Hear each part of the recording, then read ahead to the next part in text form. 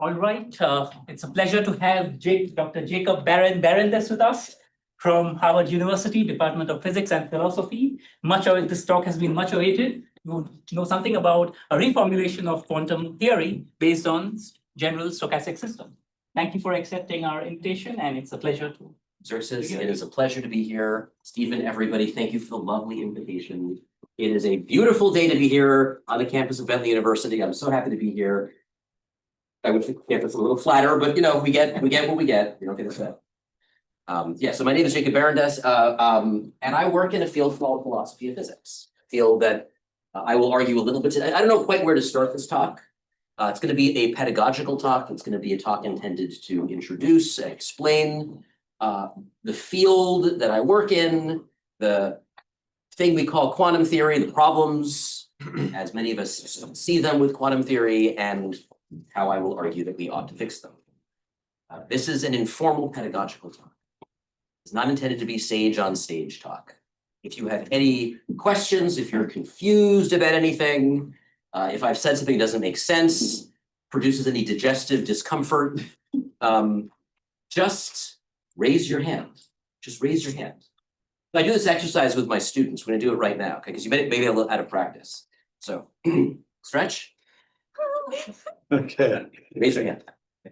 Good. You see, it's not hard. You can do it. When you have questions, just do that at any time. And I will get to the end of whatever the current thing that we've been discussing, and then we will have a conversation. If you're confused about something, it is likely many others are as well, and you're doing everybody a service by asking. We love questions here. You can't do philosophy or science without asking questions. So questions are very much welcome. Any questions? That's almost going to lead me to an anecdote. Oh, anecdote's the spice of life. What's your anecdote? Go ahead. As I mentioned, my mother was a philosophy professor. When I was a kid, one of the things I said was, the one thing I will never do when I'm grown up is be a philosopher.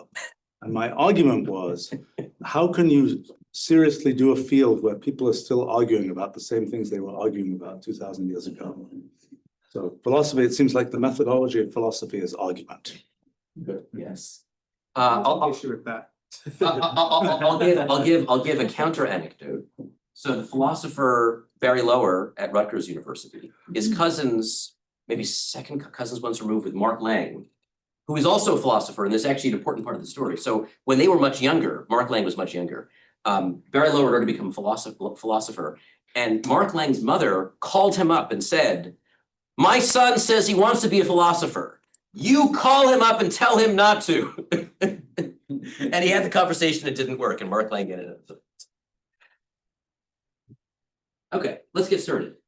So I work in a field called philosophy of physics. Let me say a few words about what that is, because I don't know that it's a term that many people have heard of, but it's an old subject. It is, I think, in some ways continuous with what we would have called natural philosophy, which is what, in a way, physics was once called. So let me, these boards are a little smaller than the boards I'm used to, so we may go through boards a little quickly. I see what I do as having, roughly speaking, two components. The first component I call, I can see these boards are not used often. They're a little wobbly. One part I call physical philosophy. And the other part I call philosophical physics. These terms are, I introduced these terms because they just gave names to things that are going on in the field, but I think they are conceptually different. They're connected, but I think they are, in rough terms, a little bit different. Physical philosophy is a kind of philosophy. It's addressing more or less traditional questions in philosophy, informed by modern physics. And this is the part of philosophy that Stephen was talking about, that people are arguing about and never making any progress on. Does time really flow? Is the hard problem of consciousness a real problem, and is it solvable? Do things really exist? What is the precise connection between universals and particulars? What is a law of nature? What are laws of nature actually doing? Do they govern nature, or are they best systems, systemization, summaries of what's going on? These are ongoing discussions. And whether or not we're making progress on them is, I think, arguable. Maybe we're arguing about them better than we were before. Philosophical physics, I underline physics because this is a kind of way of doing physics. You should think of philosophical physics as being on a list that includes theoretical physics and experimental physics and applied physics and computational physics and mathematical physics. They're different ways of doing physics. So in theoretical physics, you propose models and you calculate the predictions of the models and you compare them with experiment and you revise the models and you connect theories together. You do all this, theoretical stuff we're familiar with. Experimental physics, you go out and do experiments, you collect data. You build experiments, you devise experiments, you collect data, subject them to analysis. There's some obvious overlap with theoretical physics when it comes to looking at the data. Applied physics, you take the physics and apply it to the world. Computational physics, you do physics using computers. Philosophical physics is a methodology for doing physics. It is a distinct methodology, a methodology of doing physics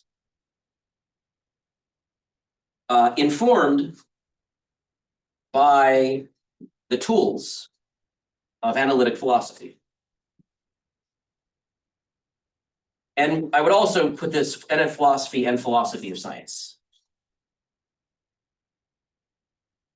What are those tools? How does this differ from theoretical physics? Well, like I said, lines are blurry. There's not a sharp line between what I would call theoretical physics and philosophical physics. It's certainly theoretical. Philosophical physics, you're not building experiments, that's for sure. The overlap with experimental physics is very small for the most part, but it's actually a little blurry. There's some computational physics. The lines are a little bit, because sometimes I end up simulating things on computers. I certainly don't do any experiments, at the request of every experimental physicist I've ever met. So what do we do in philosophical physics? We scrutinize. So the chief tool here, the scalpel that we use, is rigorous scrutiny. I think I've become associated with this enough that I was just asked to write a paper for a collection on rigorous scrutiny. So I have to write a paper on this. But rigorous scrutiny means that you take the models or theories or ideas from physics and you look at them really carefully. You go through them line by line and make sure you understand them, understand what the pieces mean, how the pieces are defined, how the pieces fit together, whether there are any implicit assumptions or elisions that have been made, whether there are any rocks that haven't been uncovered that you should look under. I'm saying all this in a very metaphorical way, but there are very concrete examples of this producing progress in physics. So here's one thing that a philosopher of physics might find very interesting. Many of our best physical theories, since the time of, I'd like to say Newton, but it wasn't clear this idea was fully formulated. I mean, Galileo kind of formulated the idea, but I don't think it was given a name, even by Newton's time, the idea of an inertial reference frame. What is an inertial reference frame? Well, what's an inertial reference frame? Someone help me out. Now I'm asking you a question. This is interactive. Help me out. What's an inertial reference frame? Say what? You're coasting through space at a particular You're path. coasting through space. That has so many concepts. Yeah, space, coasting, what, for some reason I thought space goes coast to coast. I shouldn't, yeah. My brain is Yeah. mostly Simpsons references and old Cartoon Network things. It follows you around. It follows you around.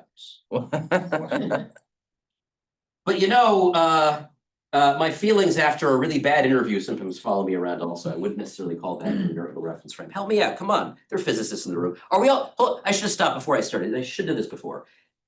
How many of you have done an undergraduate major in physics from beginning to end? Okay, you see the No, with that, I don't really count. yeah, it's honorary. Okay. So there are actually some people who haven't. For those of you who have not, did you do a math undergrad? Computer science, philosophy. Who am I leaving out? What else have people done or not done? Anyone I've left out? Statistics, what? Yeah. Journalism. That's wonderful. Wow, I feel like you're the most important person in this room these days. Okay, well, anyway, I have immense respect for journalism. I have lots of ideas that we should do to save journalism. So what would you say is the definition of an So what's the definition of inertial frame? Well, that's an excellent question. I think People it's a thought they mess. knew what an inertial reference frame is. Well, first we have to ask what a reference frame is, and before that we have to ask what a coordinate system is. So We have some prior notion. There is a thing called three-dimensional space. We don't exactly know what three-dimensional space is, but if we're Galileo or Newton, we imagine that it's just some place where things happen in some arrangement or something like that. We don't like using things happen in some arrangement, so we put down a grid of some kind, like on graph paper, and we call that a coordinate system. Okay, that's our first coordinate system, and now we can assign the places where things happen numerical coordinates, and we can start being computational, numerical, precise about things. Now, of course, we immediately realize that there's not a unique coordinate system. Relativity. The idea behind Here's all. This is so great. It's very unusual. This is strange. This is the cheat code. There you go. Good, good. I know I'm projecting. That was mine. Clearly I'm projecting. That's good. So At least it wasn't one of us. now, the first thing you recognize is that no coordinate system is unique. There are different coordinate systems. In fact, even if we limit ourselves to rectilinear Cartesian coordinate systems, there's an infinite number of possible choices. And if we don't limit ourselves to those kinds of coordinate systems, you ever go to a stationery store and you see they've got like the weird spiral graph paper, and they've got the graph, they've got all kinds of weird other kinds of graph paper. There are lots of coordinate systems we can use. Once you start to think about coordinate systems as things that can move in time, that is, moment to moment, they can like be moving. We now call them reference frames. A reference frame is a moving coordinate system. Now, there are lots of different ways you can move a coordinate system. You can move a coordinate system at a constant rate. You can move a coordinate system at an accelerating rate. You can spin a coordinate system.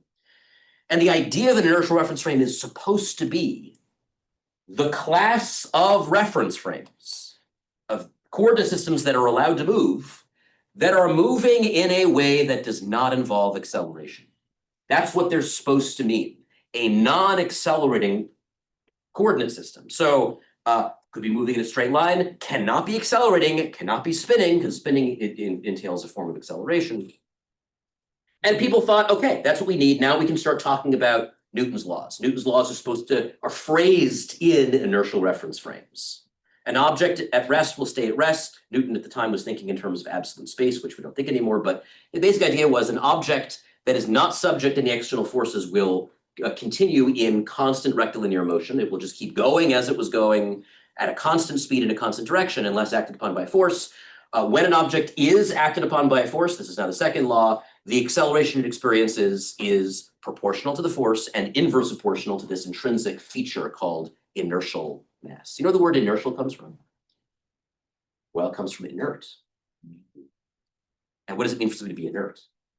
It doesn't want to change. Now, inert presumably comes from the opposite of ert. And ert is from the Latin ars, or art, or work, or activity.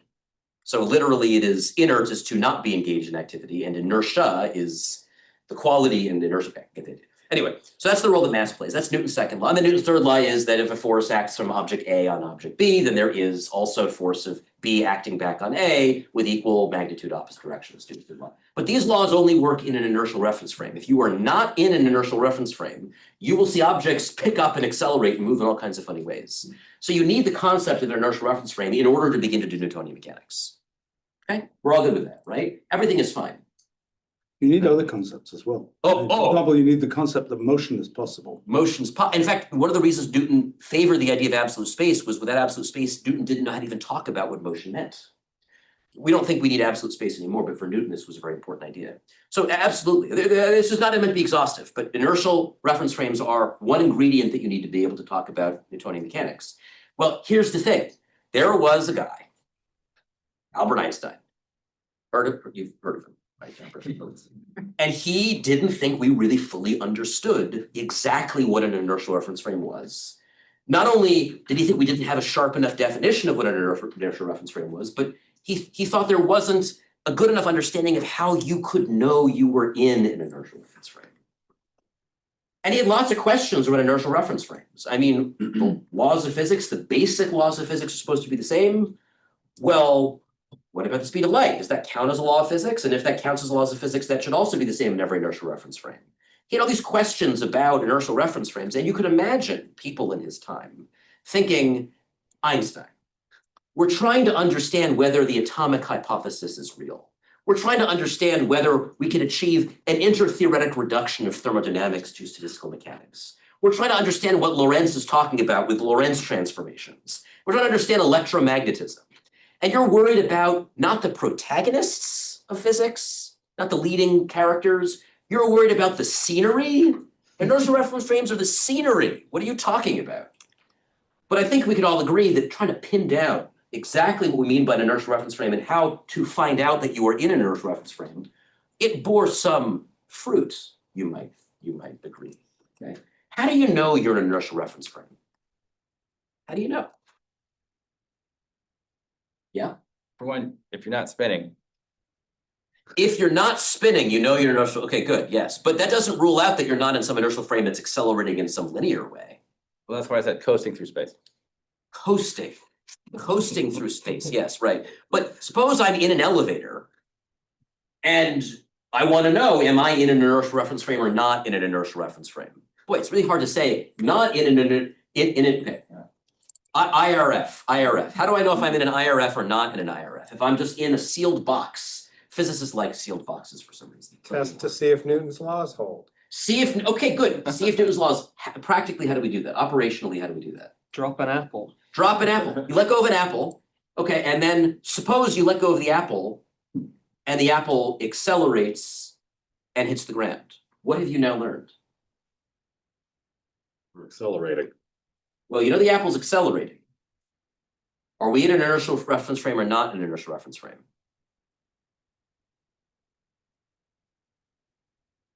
All these physics majors, you're letting down all your freshman level physics professors. This it could be a simpler example. How do you know you're? I mean, this is not chaotic pendulums. This is just you're in a box. Are you in an IRF or not? Yes. No. You say yes. You're in an IRF. Why do you know you're in IRF? This is the notion of acceleration. Oh, so you drop it and there's a constant notion of acceleration. Interesting. Okay. Anyone agree? Anyone disagree? Disagreements? Anybody? That's what I meant when I said you test to see if Newton's laws hold. You test. So you let go of an apple and it accelerates. Do you now know you are in an inertial reference frame? Good question. Anyone disagree? No, if there's acceleration, you're not in an inertial frame. I mean, that's the usual setup. Wait, if you see acceleration, you're not in an inertial reference frame. Yeah. Yeah, of course. Oh. Well, what was Newton talking about then when he was doing all these experiments on Earth's surface? All these experiments were not in an inertial reference frame? Newton had the idea of an idealization that only got to be actually realized much later. So here's the thing. It could be that your box that you're inside of is sitting at rest on Earth's surface, and the apple is accelerating down because of gravity. Right. Or it could be that there is no Earth at all. You are floating in a box in outer space with a rocket attached to it that is accelerating upward at 9.8 meters per second squared. You will not be able to distinguish these two things for experiments done over sufficiently short distance scales and sufficiently short time scales. And Einstein realized this meant there was an ambiguity in the definition of an inertial reference frame. It wasn't a well-defined concept. And this ambiguity became the equivalence principle, which was the root of general relativity. Einstein came up with this idea in 1907, said it was the happiest thought of his life. It took him 4 years to go from that to the first equations of general relativity, and then 4 more years to complete the theory, 8 years to develop that theory. But it started with this philosophy of physics like approach. And you see this all over. And we'll have more examples today. I'll talk about more examples. Maybe we'll talk about a few more examples now, because there's some really important examples that I think I want to mention. Einstein was thoroughly trained in philosophy. He'd read Kant's 3 Critiques by the age of 16. There were mandatory classes in philosophy of science at university. He ran a philosophy of science book club. His favorite things to read were Spinoza and Schopenhauer, and he was a big fan for a long time of Ernst Mach, who really exemplified this idea of being both a physicist and a philosopher. And he was in close contact with many philosophers of the time, as were the people who gave us the rest of modern 20th century physics. So let me just make a couple of examples before we go on to the main topic, because I think this is important to mention. Oh, this has 3 boards. This is even better. Okay, this is a board behind the boards. So here are some examples in history. So in this category, I would put, GR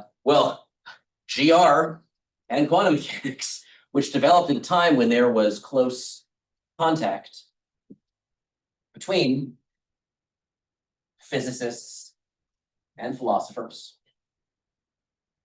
And the contact was so close that many of the physicists, people we think of as physicists, were thoroughly trained in philosophy. And it was also like contact between full-time philosophers and full-time physicists. So here's a good example, but I'm going to give a number of other things that I think are really important and I don't think are widely enough appreciated that exemplify why this field is so important. How many of you heard of the EPR experiment? If I have time, I'll talk in a little more detail about this, but the EPR experiment was a thought experiment suggested in 1935 by Albert Einstein, Horace Podolsky, Nathan Rosen. The EPR paper was a philosophy paper using one of the great tools of philosophy, thought experiments. Thought experiments were a philosopher's tool. We talked about the box, Einstein's box, which was a great thought experiment. EPR experiment was a thought experiment. It wasn't actually done for a very long time. Experiments that were versions of the EPR experiment were ultimately done for various purposes. The original EPR experiment was a thought experiment. And the EPR experiment gave us all these worries we have now about entanglement and non-locality.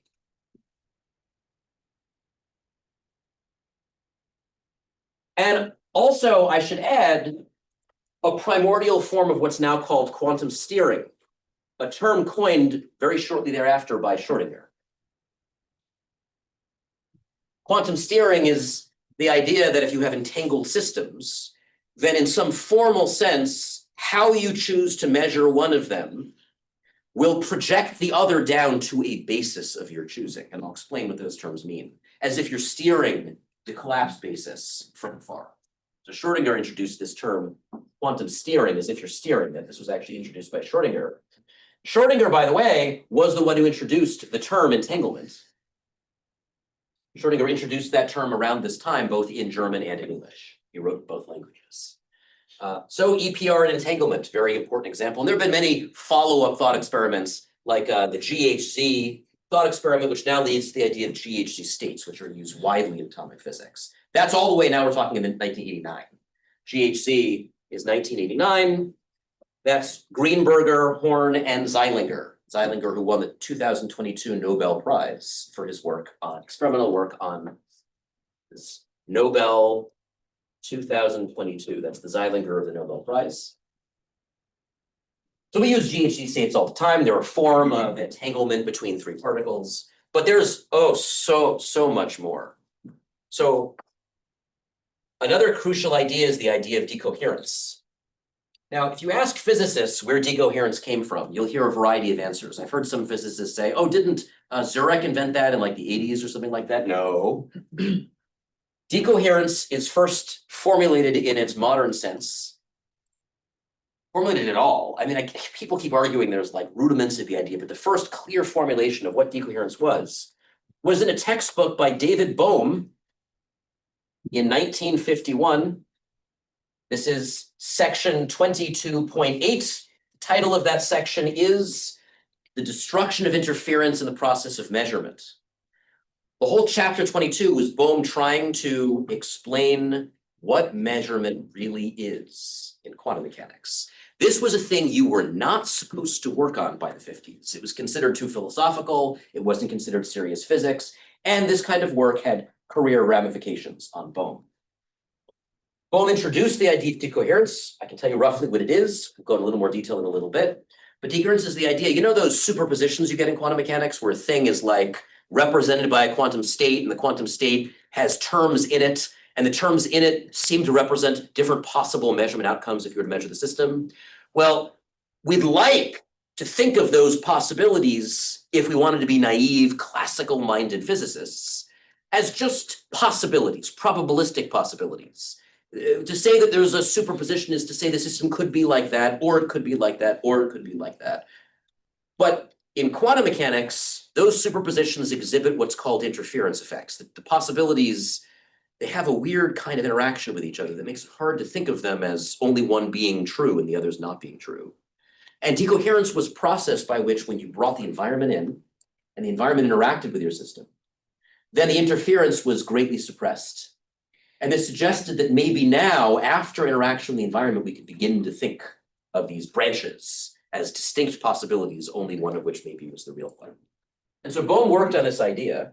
It was how he made sense of the measurement process, or attempted to. And then he presented this idea to Einstein. They were both in Princeton. Einstein did not like it, explained why. Then Bohm went home, and the next year Bohm introduced his hidden variables interpretation, Bohmian mechanics, in 1950. What didn't Einstein like? I don't remember what Einstein didn't like. I'm not sure it was documented. What I will say, though, is if you pick up the two papers that Bohm wrote in 1952, an interpretation of quantum mechanics based on hidden variables 1 and 2. The first one has only one acknowledgement. The second is not. The first has one acknowledgement. I would like to thank Dr. Einstein. That's all it says. I don't remember. I don't know that it was recorded exactly. I mean, maybe Bohm gave a lot of talks. Maybe he talked more people about what it was. But I mean, for one thing, and we'll talk about this, decoherence does not pick out one answer from the list. You still have all these possibilities with no mechanism that says, okay, this is the one that's the one that really happens. And his hidden variables theory did that. It picked out one of them and assigned it a probability. The other big problem with this is that although decoherence can make the possibilities behave more or less independently, what makes them probabilistic? What makes them have a probability of being one or the other? And his theory, this Bohmian particle theory, it kind of had little indicators called Bohmian corpuscles that would probabilistically sample the branches and probabilistically land in one or the other. And this gave a way to make them be experienced probabilistically and single one out from the list. This led to a lot of discussion that goes on today about whether you really need to do this, or whether decoherence alone is enough to satisfy the measurement problem. Spoiler alert, no, it's not enough. And Bohm understood decoherence better than anybody. So decoherence, which I should say is ubiquitous in papers on quantum computing, quantum information, high energy physics, black hole. I mean, decoherence is everywhere in quantum mechanics today, in papers all over the place. People are talking about decoherence timescales. They want to get a quantum computer to work, so they have to get their qubits to go through enough logic gates, quantum unitary logic gates, before decoherence kicks in. You just shield the system's decoherence. They should all be paying royalties to Bohm, and because Bohm is now dead, they should be paying royalties to us philosophers of physics. Thank you very much. Bohm ended up getting exiled to Brazil for a variety of reasons. One was his physics ideas, the others was he was a communist. Okay. Which remarkably was not popular in the 50s in America. We've all seen Oppenheimer. I mean, you know, Oppenheimer was a communist too, but okay, whatever. I don't understand. So this is where decoherence comes from. And I should say decoherence was also worked on by some other key people, notably also Zay.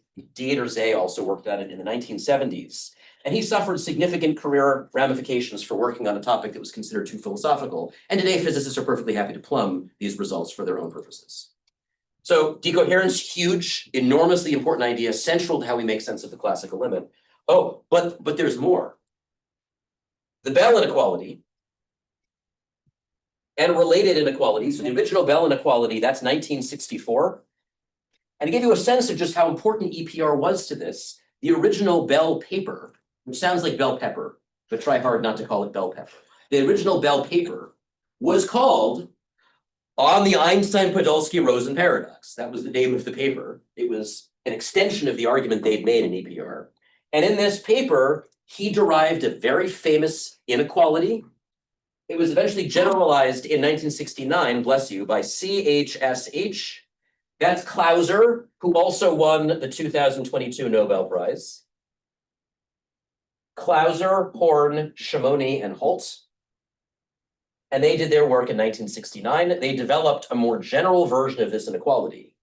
And I can even tell you what the inequality is. Their version of the inequality is simple enough that you can remember it. It looks like this. I'll explain in a moment what all these things mean. Can everyone see this far? Not with you in front of it. Well, yeah, sorry. I make a better door than a window. Is that what they say? Okay. Okay, y'all see that? This is the CHSH inequality. And I can tell you exactly what this means. It's actually not that complicated to explain. It's actually not about quantum mechanics at all. It's about theories that you might hope could replace quantum mechanics. And this argues why it's very hard to come up with such theory. So what's going on here? We imagine that we have two people, Alice and Bob. Alice and Bob are far apart. Lost my chalk. We have Alice, Bob. Now imagine they're very far apart. Alice has a choice of two things she can measure. Bob has a choice of two things that he can measure. And we imagine that there's some emitter that emits particles, prepared in some special way, we would say entanglements today. One particle goes to Alice. One particle goes to Bob. At the last minute, Alice decides that she'll measure A. Bob decides, I'm going to measure B prime. Each time they do the experiment, Alice and Bob randomly decide which thing they're going to measure. Alice picks between A and A prime. Bob picks between B and B prime. And we can imagine that they're making these decisions freely. If you're worried about free will in a deterministic universe, just imagine that Alice is actually making a decision based on cosmic rays coming at her on the edge of her light cone from all the way the other direction. By the way, this was done, cosmic bell test experiments were done just this way to rule out various loopholes. So, but the idea is that Alice is making her decision independently of how Bob is making his decision. And they repeat the experiment 10,000 times. 10,000 times. Each time, Alice has chosen to measure A or A prime. Bob has chosen to measure B or B prime. And they write their results down. Every time they do one run, okay, this is run 2. On run 2, Alice has measured A prime and Bob has measured B. They record what they measured and what their results were. And I should say that their results, this is crucial, are bivalent. Bivalent means +1 or -1. So each result can be plus or minus 1. So Alice measures her result. She measured A prime on experiment 2 and she got -1 this time. Bob decided to measure B, and on this experiment he got also -1. And they mark that down. They repeat the experiment again and again and again and again and again, and now they have 10,000, let's say 40,000, make it big, 40,000 entries in this huge table. And then after they've done 40,000 measurements, by agreement, they're like, okay, we hit 40,000, let's meet up. And they meet up in the middle and they compare their lists. They take all the experiments in which A and B were measured and they make a list of them. They take all the measurements in which A and B prime were measured and make a list of them. They take all the measurements where A prime and B were measured, and they take all the experiments where A prime and B prime were measured. Now they have got 4 lists, 4 of them. They take each entry in the list, in a given list, they multiply the two numbers together. 1 times 1 is 1, -1 times -1 is 1, 1 times -1 is -1, -1. Okay, there's 4 possible answers. And then they average. They multiply, they sum down the list, roughly 10,000 for each kind of experiment. They divide by 10,000, they get a number. That's that number. That number is the average, an average of the product of A and B over 10,000 experiments, the 10,000 experiments in which A and B were the ones measured. This is the average down the list of the products of the results A and B prime. Every entry for 10,000 experiments. This is the average for A prime and B, and this is the average for A prime and B prime. Note the minus sign. And what you can show is that on some reasonable assumptions, although we'll see that they're not as reasonable as perhaps people thought, but on reasonable assumptions, you can prove this thing is no bigger than 2. And in quantum mechanics, it was known that this expression could be as high as 2√2, which is strictly bigger than 2. 2√2 is the biggest it can be. That special number 2√2, which is the biggest violation you can have, is known as the Sorelson bound. It's the biggest violation you can get with quantum mechanics. It's Sorelson bound. If you could imagine any theory at all that prevented people from sending superluminal messages under control, you might wonder, is this the biggest it could be? It turns out you can actually hit 4. If you could truly imagine any theory at all that prevented people from violating the laws of causality, you can actually get numbers bigger than 2√2. It's very weird that quantum mechanics violates the CHSH equality by only a little bit. I mean, 2 is 2. What's √2? It's 1.414. Yeah. So 2√2 is 2.828. So this is a violation of 0.828 versus, you could imagine this being as big as 4. To imagine why it could be 4, just imagine that somehow there's some conspiracy between the results that makes every one of these 1, and every one of these 1, and every one of these 1, and every one of these -1. The -1 we cancel, then we give you 4. Quantum mechanics can't do that. And so this led to all these questions. Popescu and Rohrlich really explored these questions in the 2000s. Are there theories that generalize quantum theory that could exceed more than this? And there are. So it's very mysterious why quantum mechanics somehow only allows this violation. We can prove it, but like, what significance does this have? Anyway, all this work, philosophical work. Bell was an Irish theoretical particle physicist working at CERN. This was not his day job. He had to publish these results in underground journals. Epistemic Letters was the name of the journal. And when Clauser, the C here, came to Bell and said, I want to prove that quantum mechanics, I'm going to prove experimentally. I'm going to prove this. I'm going to show experimentally that quantum mechanics violates it. The first thing that Bell asked him was, do you have a stable academic job? These are the conditions these people worked under, okay? And Clauser did not stay in academia. He got his Nobel Prize while he was engineering things in his garage. That's what happened to Clauser. Okay, so there's a Bell inequality. And I should say now that the Bell inequality and its generalizations like the SH inequality are widely used in quantum cryptography, in certifying the randomness of quantum random number generators. The Bell inequality is now a practical tool used in all kinds of ways in physics. Now, they're perfectly happy to help themselves to these tools now that they have them. But at the time, you couldn't work on this stuff. It was considered career suicide. Okay? And I remember when I was starting in physics, if you started talking much about Bell, people would look askance at you. I did my doctoral work in theoretical physics at Harvard, and this was not stuff that you talked about openly even back then. Although I will say things have improved quite a bit in the last 15 years. The climate has definitely improved. That's the way. Okay. And I want to add one other really crucial example with rather significant import today. How many of you heard of quantum computers? Oh, you've all heard of quantum computers. Someone didn't raise their hand. Really haven't heard of quantum computers. Okay. All right. So we think quantum mechanics is more fundamental than classical mechanics. And that means that we think that when you build a computer, really at some level, what's going on at the bottom of the computer is quantum mechanical stuff. But we assume that the quantum mechanical stuff kind of washes out or something, and we can pretend the computer is roughly classical. And so computers were built on the sort of classical picture of what's going on. We lost a light. Is it because of the motion sensor? Am I really not moving enough? No, this one just. Turn it off. Okay, Yeah. good. Okay. There's whether the light bulb turning off is metaphorical in some way, but. But what reason we care about the idea that you can use quantum mechanics for computers is the idea that for some kinds of problems, explicitly exploiting the features of quantum mechanics can give you an increase in efficiency.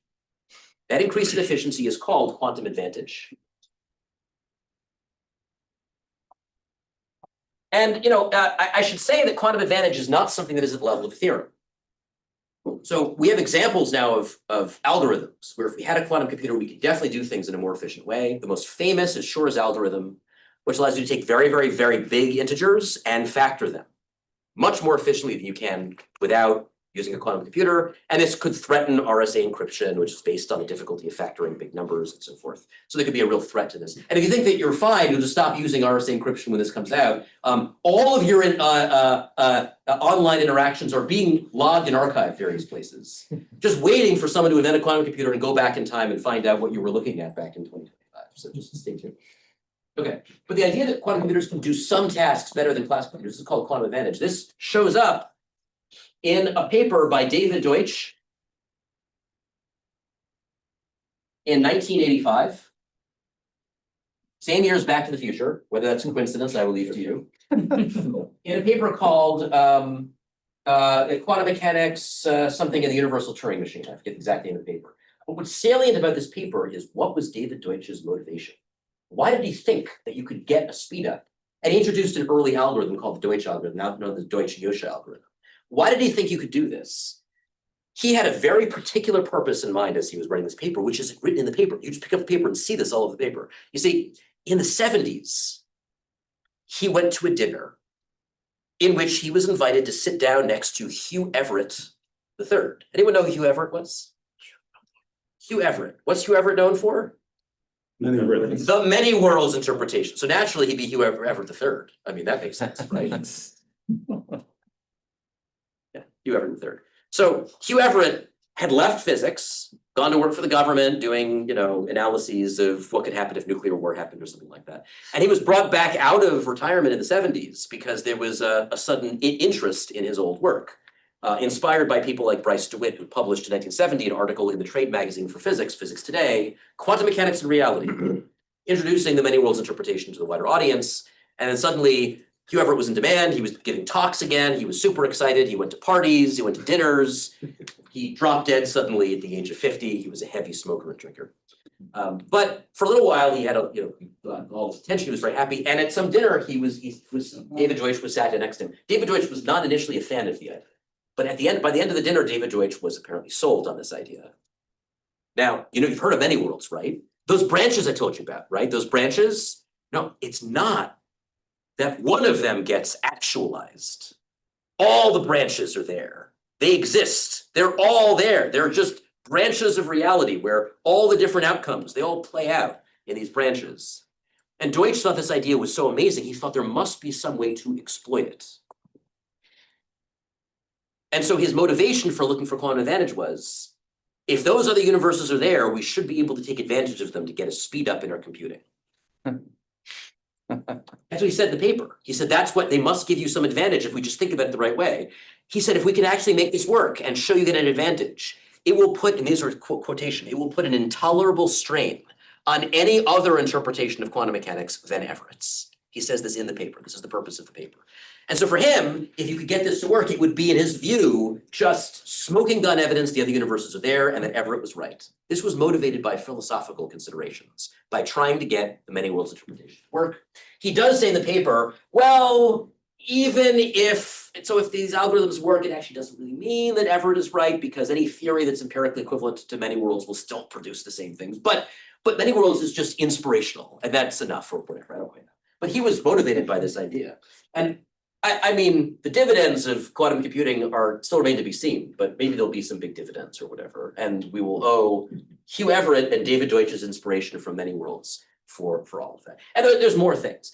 All I can say is, like, many of these important contributions that came from thinking philosophically about physics were done by people who didn't have funding, were threatened with their jobs if they worked on this stuff, worked in secret, often had other jobs and were doing this on the side.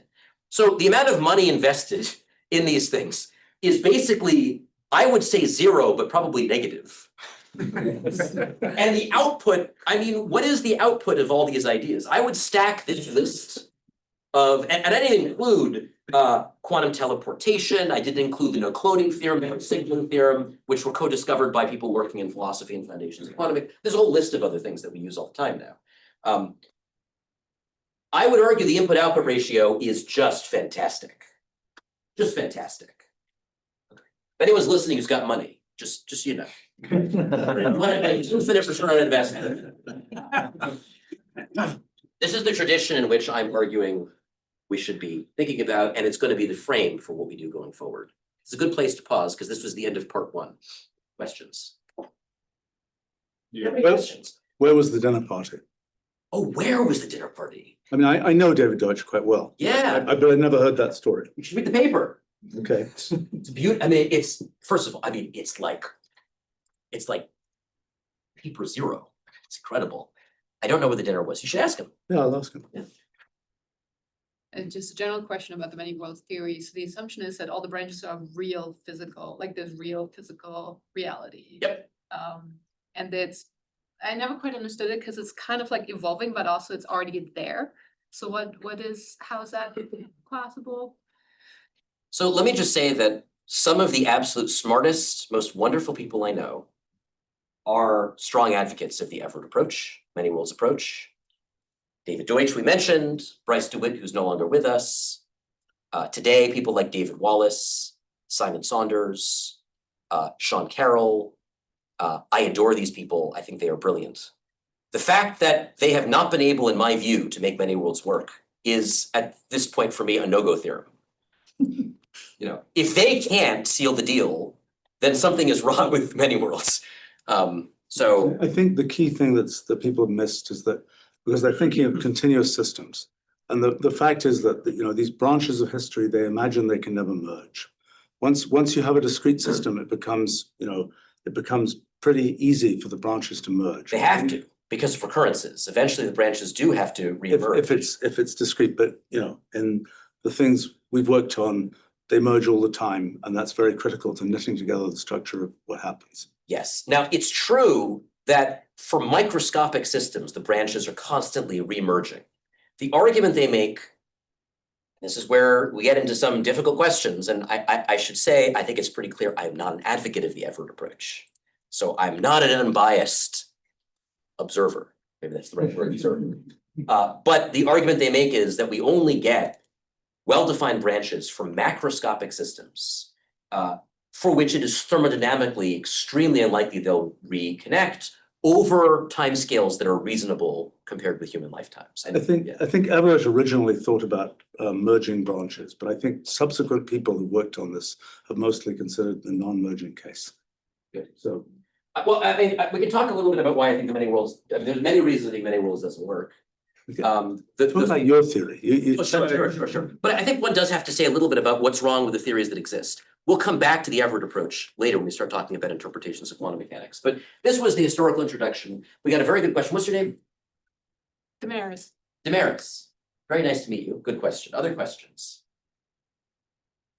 Right, so I mean, the many worlds, Dugan. Dugan, yes. Yeah. So the many worlds, I mean, in the popular, you ask a guy on the street what it means, and it's like, okay, the whole universe branches, right? What street is this? Where do you ask people on the street? Tell me about the Everett approach. When they talk about many worlds and, people who aren't scientists, right? So like, it's like, okay, there's a little electron, doesn't know whether to be spin up or spin down, so what happens? Oh, we don't know what happens. The whole universe like makes a copy of itself, and it's causally isolated from like our universe. And it's just, the whole, it all doubles just because this one like little electron didn't know what to do. And, this is happening trillions of times like per second everywhere in the universe because the quantum events are happening, right? So like it's preposterous, right? Well, just because something seems preposterous doesn't mean it's wrong. Sure. But I mean, this is in violation to everything that we've seen in the universe's matter and energy are conserved. Oh, And well. things don't just sort of like. Bryce DeWitt asked exactly that question to Hugh Everett in a letter he wrote in 1957, right around the time Hugh Everett was finishing his dissertation. In his words, Dr. Everett, I guess it was Mr. Everett and then it became Dr. Everett. I forget when it was still Mr. or Dr. But Hugh Everett, I, sir, simply do not branch. And Everett's response was, what would things look like if you did? To you. And the argument that Everett made was that we wouldn't experience the branching, we wouldn't feel it, we would feel like just what we see. The fact that the world is branching would be invisible to us. The theory itself predicts, the theory itself accounts for our behavior. So the example that Everett gave in his correspondence with Bryce DeWitt, and also he tucked it into the published version of his dissertation in 1957, was, yes, question? Oh, okay. He gave this analogy to Copernican cosmology. He said, can you imagine someone saying, well, obviously the sun and everything is moving around the earth. I mean, that's what we see. And Copernicus and then Galileo and then Newton, very people could then say, well, but what would things have looked like if Earth were just turning? You could say it's preposterous. The earth isn't turning. I mean, look at the earth. The earth isn't turning. Look around. But it turned out Earth, in fact, is turning. Now, this analogy has been used and reused many times already. Some people cite a story that about Elizabeth Anscombe talking to Wittgenstein, where Wittgenstein asked exactly the same question, and they had a conversation about this. This shows up in lots of references in David Wallace's book. In the beginning of the book, as an example, it shows up in Sean Carroll's book, Something Deeply Hidden. It shows up in Sidney Coleman's lecture, Quantum Mechanics in Your Face. It's an example that came up over and over and over again. It's actually a really bad example. For one thing, it's actually not obvious why we don't feel Earth turning. Because, I mean, Foucault pendulums feel Earth turning, hurricanes feel Earth turning. So things do feel Earth turning. We don't feel Earth turning, but that's actually not totally obvious. You have to know a lot of Newtonian mechanics to do I mean, you would take a class in Newtonian mechanics where you do this calculation of the Coriolis force and the centrifugal, all the forces of being in a non-inertial reference frame because Earth is turning. That's not a trivial calculation. That's something that like a freshman might have trouble with, although maybe by middle of undergrad you get better at it. So you have to do some work, first of all, to show those people who thought Earth wasn't turning, they weren't just naive. They had a real challenge. You have to really explain to us why this is the case. And there are examples like this in history. Like today we take for granted that there's stars far away and Earth is going around the sun. Well, if Earth is going around the sun, we should see the stars have parallax. And people didn't see parallax because it turns out the stars were in fact much farther away than we thought they were. So there are a lot of examples like this, but what's worse about this example is in the Copernic example, once you've explained what's going on, you now have an explanation for why everybody sees the sun going around the Earth, even though Earth is turning. So if your question is, what should we expect to see if in fact Earth is turning? Well, the we is everyone on Earth, and the answer is we will all see the sun going around the Earth from our vantage point. The problem with Everettian quantum mechanics is that that is not what happens. In Everettian quantum mechanics, if you were the proper thing that Bryce DeWitt should have said, which he didn't say to Everett, he should have said was, Everett said, well, what would you feel like if you branched? And what Bryce DeWitt should have said is, what do you mean by you? In an Everettian multiverse, there are countless numbers of copies of me on all kinds of branches, and they see all kinds of things. So this is different from the Copernican case, where everybody sees the same thing. In the Everett case, we all see different things. What the Everettian really wants to be able to say is, yes, but what does the typical copy of you see? The typical copy. Does the typical copy of you see a world that looks like the right way? But the problem is, what do you mean by typical copy? To get typical copy, you need a probability measure. And the Everett approach does not come with a probability measure. And this brings us to the most central problem with the Everett approach, which is not that it's preposterous, not that there are too many worlds, but that no one has made clear how to get probability to come out of the interpretation. And without probability, you don't get any of the probabilities, expectation values, averages, out of which all the empirical content of quantum theory comes, for the most part. I mean, there's other things we get, but mainly we're getting probability predictions out. And without that, the theory is empirically sterile, and the theory just doesn't meet the minimum requirement of what we would call in philosophy of science empirical adequacy. It is not adequate experimentally. And the proofs that you can get probability out of Everett get longer and longer and longer. Deutsch had an argument in 1999 that was only 15 pages. David Wallace, who's also super smart, he had a proof in his textbook, 2012 Emergent Multiverse, that was 86 pages, 83 pages. They get longer and longer and longer, more technical, but you just can't do it. But then it sounds like the basic assumption in many worlds theory is phenomenology. Like, oh, I don't feel it, so everything is gonna, like it's more like a philosophical theory than a physical theory. Well, there's an argument, the question could be a philosophical question, maybe, I don't know. I mean, Everett was trying to answer very concrete, practical questions. How do we make sense of quantum mechanics in cosmology? Where we look at the entire universe and there are no observers outside doing the measurements to give the probabilities in the standard approach. We'll talk about the standard approach in a moment, but he had practical questions. And today, many people working in high energy theoretical physics consider quantum cosmology to be a genuine place where these sorts of philosophical questions come to the fore. And I would say that one of the reasons why the high energy theory community has become much more amenable to philosophy of physics, people I talk to in sort of our generation, they are just much more happy to talk to philosophers, is because they're confronting these kinds of questions that Everett was way ahead of the game in thinking about. Yes, Stephen. Why in these things about probabilities in the Everettian interpretation, why are people not just assuming? I mean, I suspect the reason they get into 86-page things is that because they're trying to untangle a bunch of functional analysis with continuum systems. If you just assumed that it was a discrete system and every branch had equal probability, you have a definite probability measure. So I should say Simon Saunders has been trying to make that approach work. Which approach?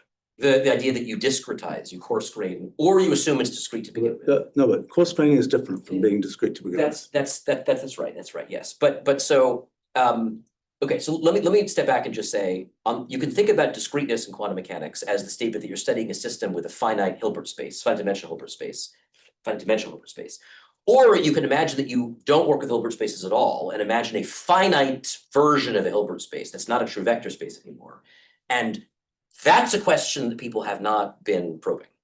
So they're all assuming that we're working with standard Hilbert spaces, finite dimensional or infinite dimensional. It could be different if you have literally a finite set in place of a Hilbert space. Yeah, I think this is not a difficult problem. I think these people have gone off in some technical direction that is, Branches. yes. They've gone off branches. Let's get ourselves merging together. I have a question about your definition of physical philosophy. Do you make any distinction between that which is falsifiable and that which isn't?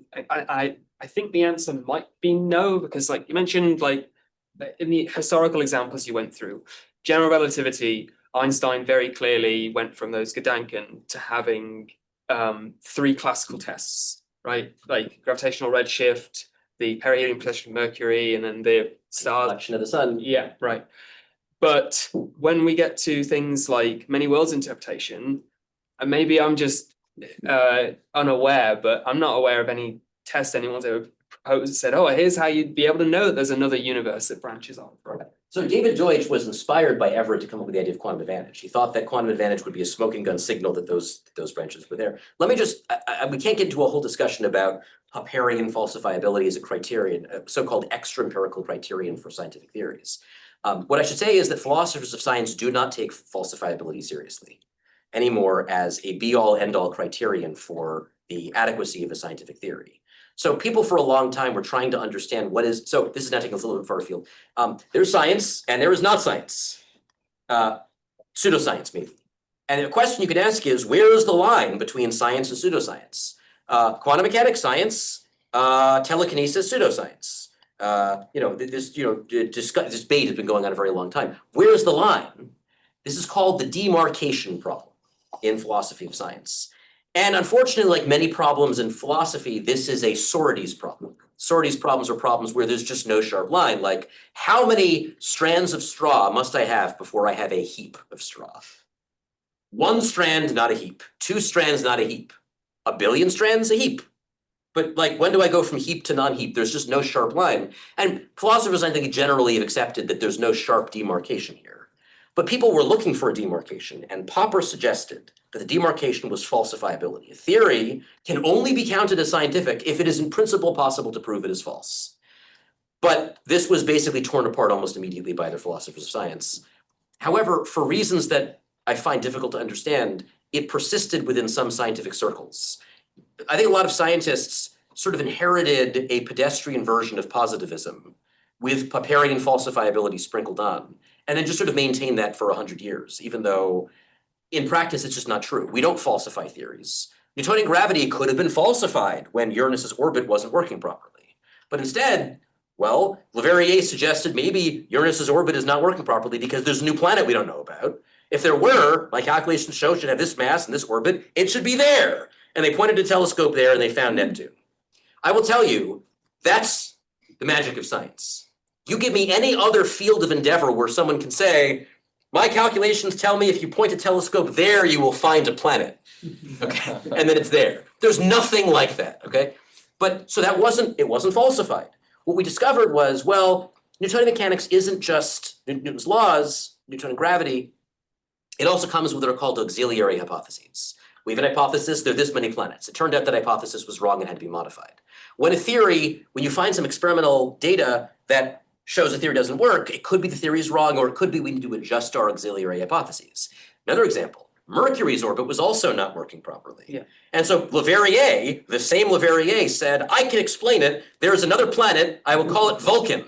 And it is orbiting closer to the sun than Mercury, and it is responsible. And there were claims of sightings of Vulcan transiting the sun that were not verified. In this case, Newtonian gravity was wrong, and general relativity came in, the theory was falsified. So falsifiability is just too broad a brush to rule theories in or out. Wouldn't you agree there's a difference between a theory that actually makes predictions, even if those predictions are imperfect because it's not the complete theory, versus an idea that doesn't make any testable predictions?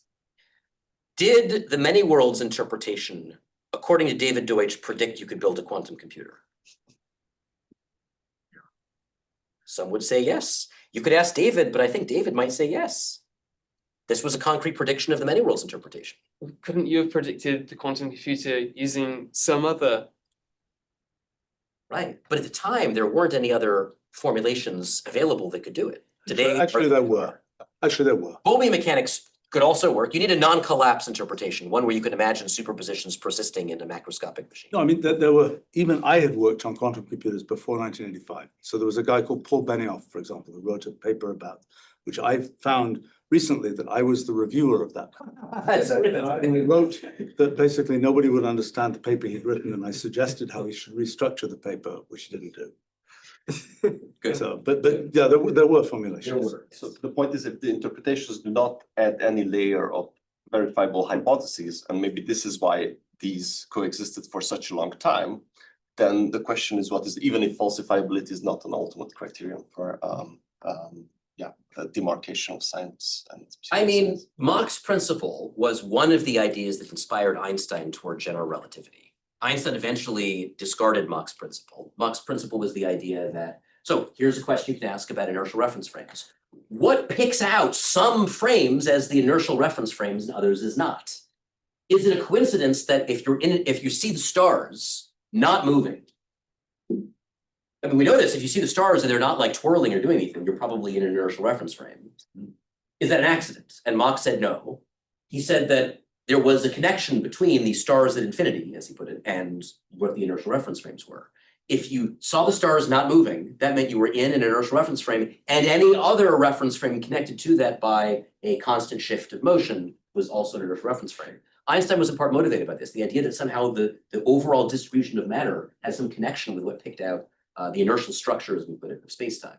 Now, this inspired him to general relativity. Eventually, he discarded this principle. But would you say this principle led him to this idea that it predicted that there should be some connection? I mean, the lines here are very blurry. Yes. So I'm a bit confused about your objection to falsifiability. So take the Neptune example. It feels like there's maybe some smuggling going on, but I want you to tell me why there's not smuggling going on. So like, it feels like if I had another theory, let's say Newtonian mechanics. I point up to the sky, I say my theory is Newtonian mechanics. There's no planet there. My theory has been falsified. You give me a theory and say it's Newtonian mechanics plus 10 meters to the left, right? You can keep falsifying these theories. In the case of Neptune, in general relativity, I look at Neptune, I see Neptune, I say, okay, this is good. This means we just haven't falsified the theory yet. Like, where's my misunderstanding for So just kind of if you didn't see Neptune, it could be that there was a very dark planet there. We just couldn't see it. Or, and this is going to come as a huge shock, maybe the problems with gravity that we see in the universe are because there's an invisible form of matter all over the place. You can't see. The gravity works, gravity's correct, general relativity is great. The reason it doesn't quite work is because there's just all this invisible matter everywhere. Now you might go, I don't believe there can be invisible matter. Well, then you would be disagreeing with the large consensus of cosmologists and astrophysicists today. We call it dark matter. And if you say, well, the universe, according to general relativity, should not be accelerating in its expansion, we can make it if we assume there's also an invisible form of energy that's even greater on average on cosmic scales than invisible matter. 95% of the universe's mass energy content, according to modern cosmology, is dark matter or dark energy, which we can't see and no one's ever detected. So you might say, I mean, does this mean that I don't even know how to think about this. We have this auxiliary hypothesis. We can make general relativity keep working if we include these other forms of invisible stuff. We have other reasons now to think that maybe that invisible stuff is there. There are various other arguments why it should be there, but we don't understand it. They're the biggest outstanding mysteries in cosmology for sure. Now, if you have to make too many auxiliary assumptions, too many hypotheses, eventually your theory starts to get really jangly. And Imre Lakatos, who was another philosopher of science, said that your theory has entered a degenerative phase. And this is a period in which you may have to actually consider a new theory. But it's not like there's a, oh, it's falsified, it's done. It's much more of a qualitative judgment when a theory is just, you need too many auxiliary hypotheses to make it keep working. Science is messy, what can I say? It's messy. Yes. There's a question from Nick on Zoom. Hi, Nick on Zoom. I'm Jacob, not on Zoom. I'm in Meet Space. Go ahead, Nick. On Zoom for him. Yeah, I wanted to ask, can you hear me okay? I can hear you fine, Nick. Yeah. I wanted to ask about the evaluating interpretation, because one thing Which was confusing interpretation? to me, the evaluating and multiverse, because even you can justify all this infinitude of universes and branching and even probabilities, how the evaluations would explain, like in your example with Alice and Bob, like how is the actual interference happens and what the inequality will be violated if everything is branching probabilistically. You still have to like have some non-local branching, like Alice branching, making a measurement and branching a universe should depend on the status of Bob over there, right? So it's like, how is it That's an explained by? excellent question. Let me punt on that a little bit because the question of non-locality is part 3 of the talk if I get there. Maybe I won't get there. I don't know if I'll get there. But, Maybe it's a good transition. but it's a good question. Let me just say quickly, the Everettians would say that the splitting does not happen. Well, it depends on the Everettians. Some Everettians say the splitting happens instantly across the universe. But some Everettians, Wallace, Chris Timpson, they would argue that the splitting happens kind of locally and the branches kind of spread out from where the measurements are done. And so what's really going on is Alice does something and then her universe begins to kind of split, and that splitting grows at the speed of light. And then Bob does his measurement and he begins to split. And then the splitting universes kind of they line up and then they merge into these sort of parallel realities, but it's only happening at limited by the speed of light. So that's a very quick answer, but there are subtleties, and I need to punt on that because arguably, well, I've argued it's not quite local in the way they want it, but that's more of a subtle argument. I'll come back to it. All right, so these are wonderful questions, but in the interest of time, I'm going to move on. That's okay with everybody? Move on? Good. Okay. Okay. So let me move on. The next part is to talk about what the hell is quantum mechanics. Is there a chalkboard eraser here or only a whiteboard eraser? This is a whiteboard eraser. You have erased. It's not so bad. It'll get worse with time. Because of the second Wait a minute, law. what's, no, that's, Is that a chalkboard eraser? no. No, It kind of works. Well, okay. Just as bad. Well, all right. We'll have to make do with what we have. All right. So what is this thing called quantum mechanics? How many of you have taken a course in quantum mechanics? How many of you have not taken a course in quantum mechanics? Okay, much better. Good. Once you know, yeah, you're in much better shape. Okay. Can anyone tell me anything they know about quantum mechanics? Where do we start? How does quantum mechanics start? Someone tell me how they start. Where do we Function? Hilbert space. What's that? We start with a wave function. Of course, right? Quantum mechanics is about wave functions. That's the central idea, right? I mean, of course, it's about wave functions. Double slit experiment. Double slit experiment historically, of course, double experiment was a thought experiment. It wasn't actually done with an electron until the 60s, interestingly enough. Photons present. Particle in a box, good, exactly, good. Yeah, okay. These are all examples. These are the story, right? The story is wave functions. Wave functions are what quantum theory is about. At least as far back as Schrodinger introduced his wave function in 1926. I wonder if he'd introduced it with the trident symbol to represent the god Poseidon of the sea.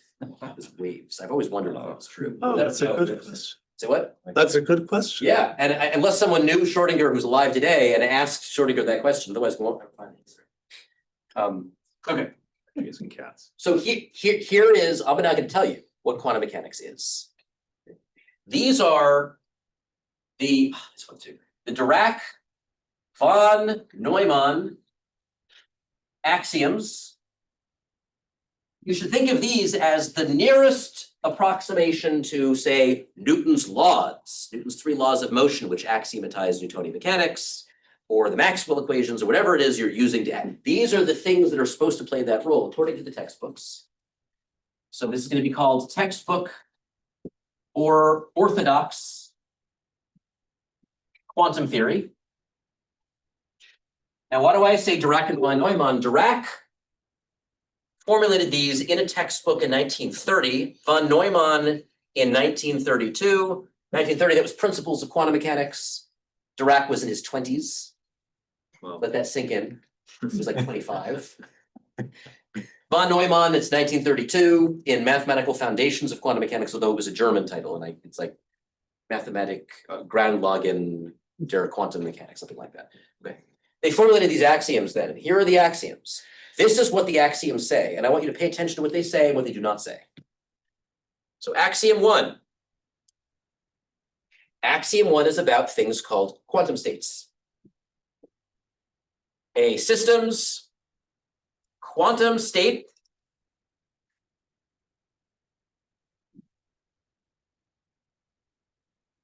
is a positive, semi-definite unit trace, which means it's trace class, operator or matrix on a Hilbert space of some dimension n, possibly infinite.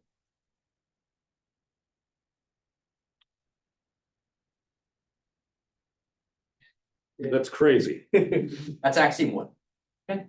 Now, if the quantum state, which is denoted by the Greek letter rho, is rank 1, then it can be factorized as an outer product of the form rho hat equals psi dagger. Although we don't usually write it like this, we write it using Dirac's notation. Psi, where this funny frame symbol is called a ket, and this funny frame symbol is called a bra. You may wonder why he used these funny words, because he put them together the other way, they make a bracket. Apparently, according to The Strangest Man, a biography of Paul Dirac, written by Graham Farmiloe, I highly recommend everything he's written. He's fantastic. His books are amazing. Shortly after this, Dirac was in a dinner with a bunch of very serious University of Cambridge dons who were all talking about various things. And Dirac, who was very odd and rarely spoke, suddenly said, "I invented the bra," and then said nothing more. What the heck are these things? Okay, this is a vector. You can think of it as a column vector. We'll talk a little bit about matrices and column vectors for those of you who don't know about it. It's a column vector. And the dagger just means that we take the column vector and we turn it on its side and complex conjugate all the entries. So this dagger symbol,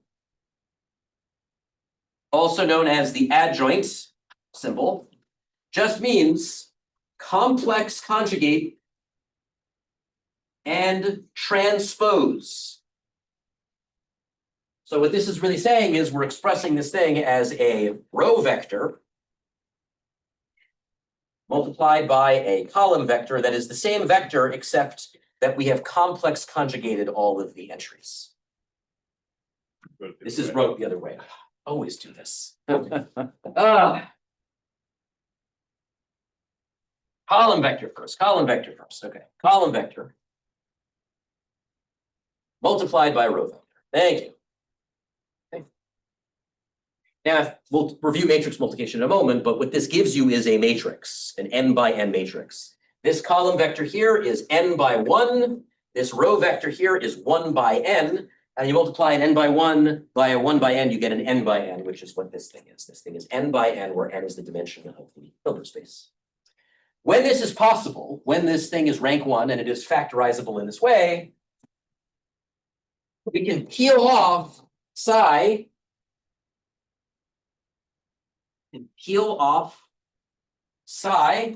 which is just this column vector. I'll just write it out as psi1 dot dot dot psi I dot dot dot through psi n. It's a column vector. And this thing is known as the state vector, or through a slight abuse of terminology, the wave function.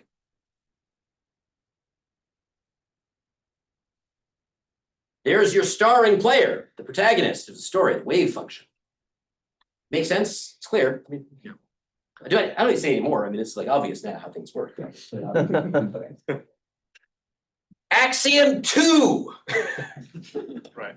Axiom 2 is about unitary time evolution. And it is the statement that if the system is undisturbed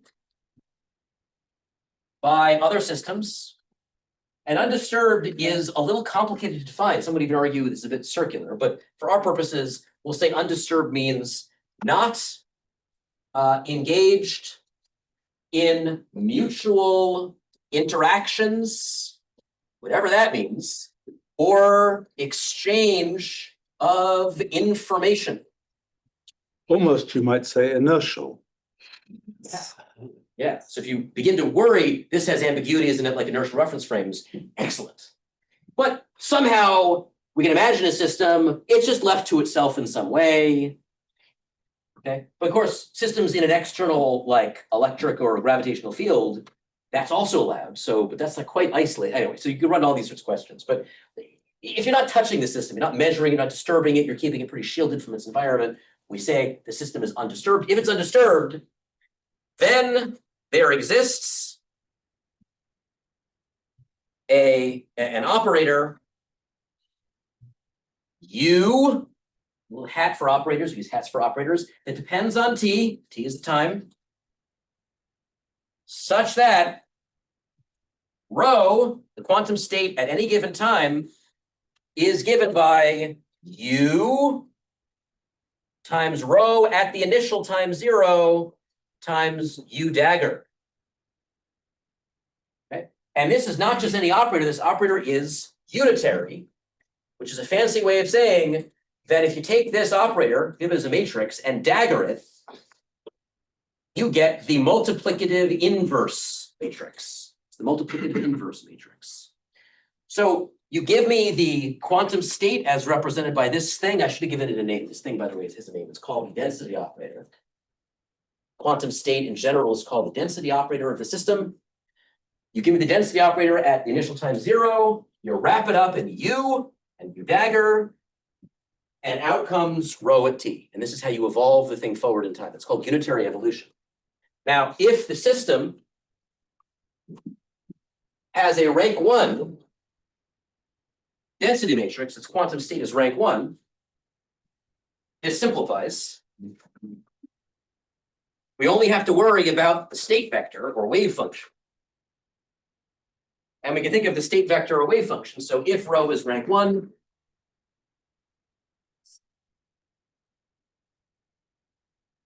which literally just means it can factorize in this way, well, then the state vector exists. It is a function of time, and you can express it by taking the state vector at the initial time, multiplying it by this operator U, and it gives you the state vector at later times. So this thing that has a name, by the way. It's called the time evolution operator. Now, time evolution operator is a function of t. U hat is a function of the time t if it is strongly continuous, which is a bit of a term of art. Just think of it as smooth. I wouldn't have to the time to define what I mean by strongly continuous. But if it's like very smooth as a function of time, then we could take its derivative. Its derivative exists. We could imagine doing the derivative d by dt of u. And if we want, we can multiply it by U dagger. The resulting object has some properties that are made a little better if we multiply by the imaginary unit, and h bar is just good for units. This thing defines an operator called h. And this operator h by construction is self-adjoint. Its adjoint doesn't change it. The I is actually crucial for this. If you do the I inducement integration by parts, you'll find it the same. And this operator has a name. It's called the Hamiltonian. We say it is the generator of time evolution. And with the Hamiltonian in this equation, you can easily show that the state vector obeys a certain differential equation with a rather famous name and origin story. All you do is take a derivative. You do d dt multiplied by h bar of psi of t. You insert your formula u of t psi of 0 from our equation before, and you can show that this is equal to h hat times psi of t And this differential equation, which you can think of as an infinitesimal differential version of unitary evolution, is called the Schrodinger equation. And some people have said this is like the dynamical law. It's like the F equals ma of quantum mechanics. Although, as we see, it's actually kind of a special case. You have to assume some things to get this particular equation out. It's not as general as you would have thought. That's axiom 2. Now, axioms 1 and 2 are sometimes called the Hilbert space axioms.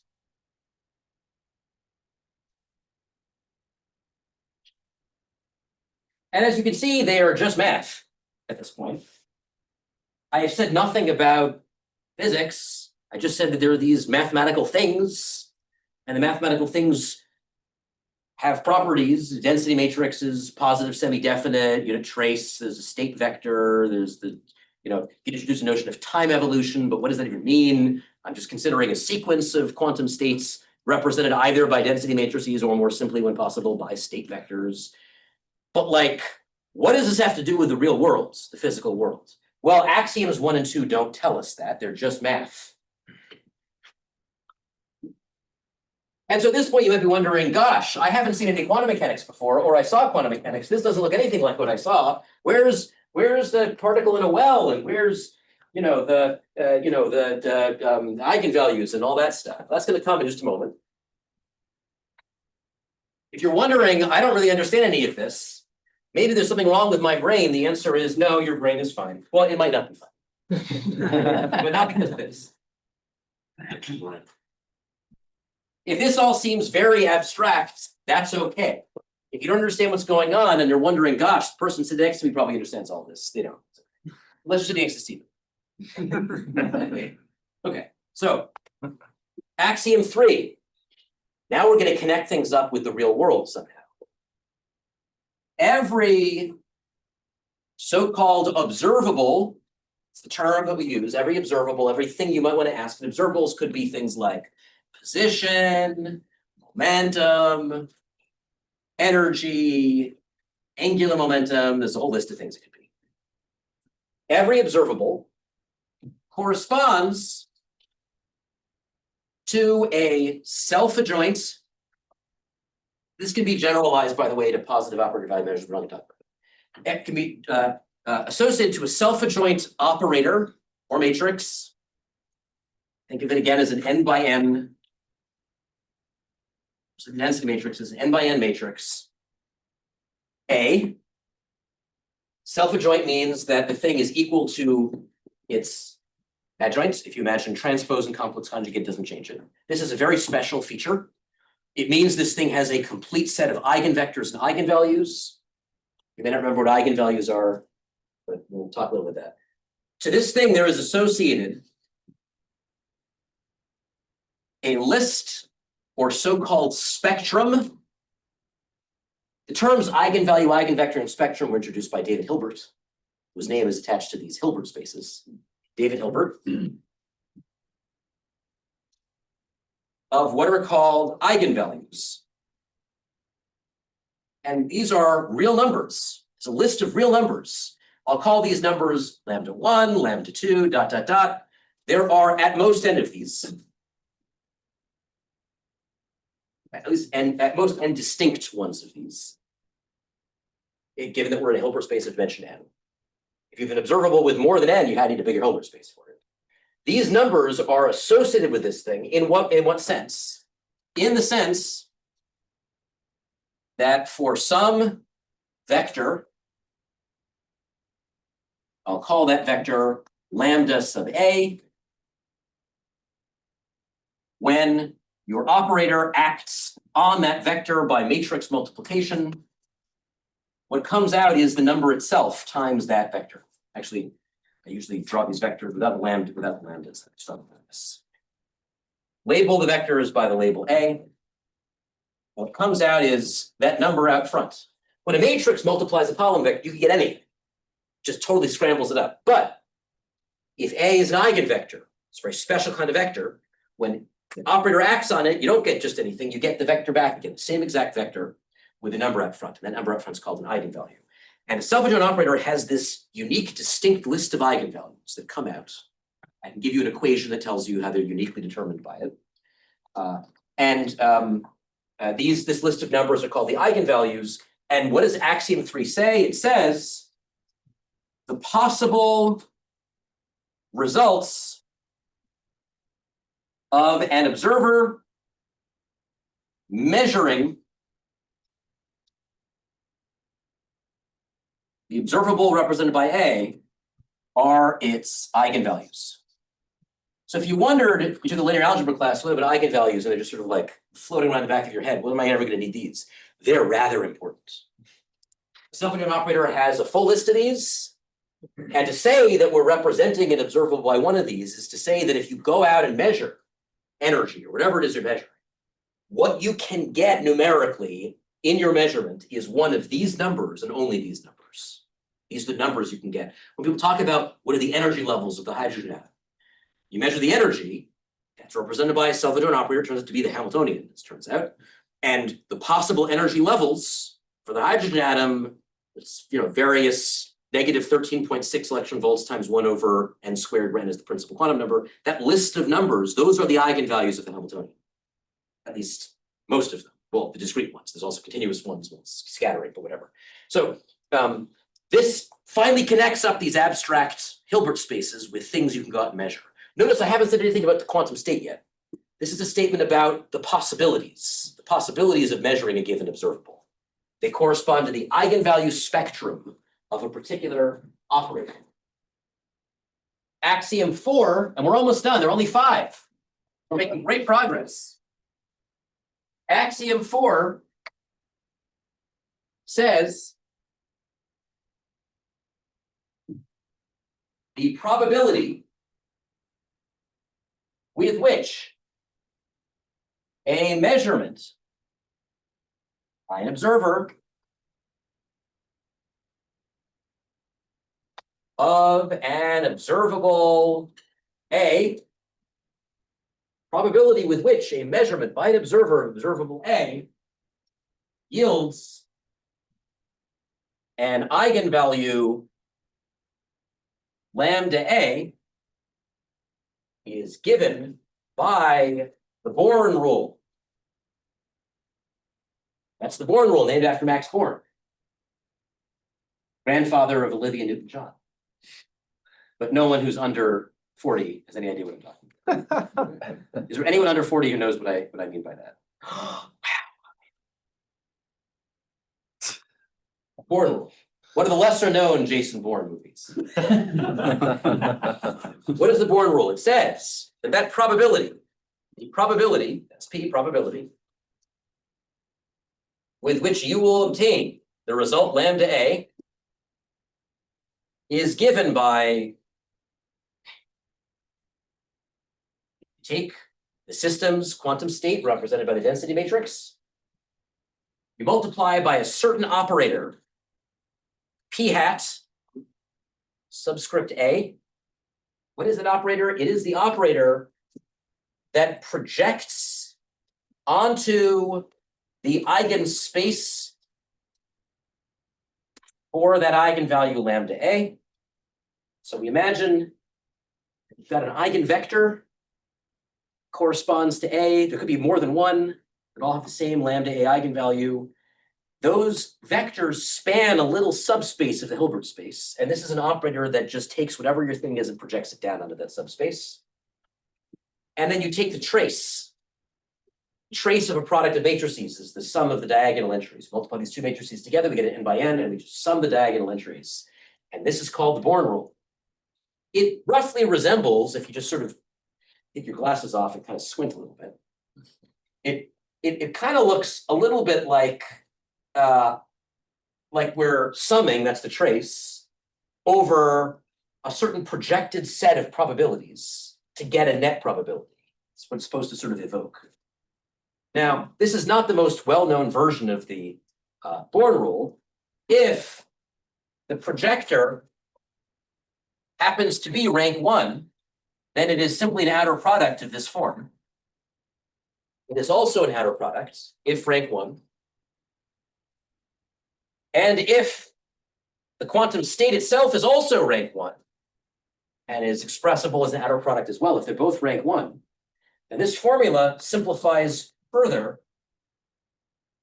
And it just looks like you take the inner product, this is the bracket of A with psi, and you take the modulus and you square it. And it turns out this formula is just what this formula reduces to. And this says we get probabilities for measurement outcomes in quantum mechanics. We take our quantum state, we take the eigenvector associated with the eigenvalue of the probability that the eigenvalue of the observable that we're measuring. We take their inner product, so row vector times column vector gives you a number. The number is in general a complex number. We mod square it, that means we take its absolute value as a complex number and we square that, and the result is the probability. And this rule in its most primordial form was written down in 1926 by Max Born. And the story behind this was Max Born originally did not include the absolute value squaring. And then after the paper had gone through peer review and was ready to be published, he had second thoughts, and so he requested a modification which became a footnote. Note added in proof on further reflection. It is not this, but the mod squaring that is the actual probability. That correction, 1926, won him the Nobel Prize in the early 1950s. It was a Nobel Prize winning correction. Note added in proof. Okay. This is the Born rule, and this gives us our probabilities. We now have probabilities. We can now say what is the probability with which we'll get a certain result. And then as soon as you have done that measurement and gotten that result, one final thing happens, and this is the famous collapse of the wave function, the collapse of the quantum state. That is axiom 5. Because you might say, well, what if I do a measurement and get a result? What if I measure the same thing again? Do I get another probability again? That's not, the answer is, well, you should get the same result again. How is that ensured in quantum mechanics? And this is the final axiom 5. On getting the results, the measurement results, be very clear, use my very clear language here, measurement results, lambda A, the new quantum state is obtained by collapsing the old quantum state down to that eigenspace and normalizing back to 1.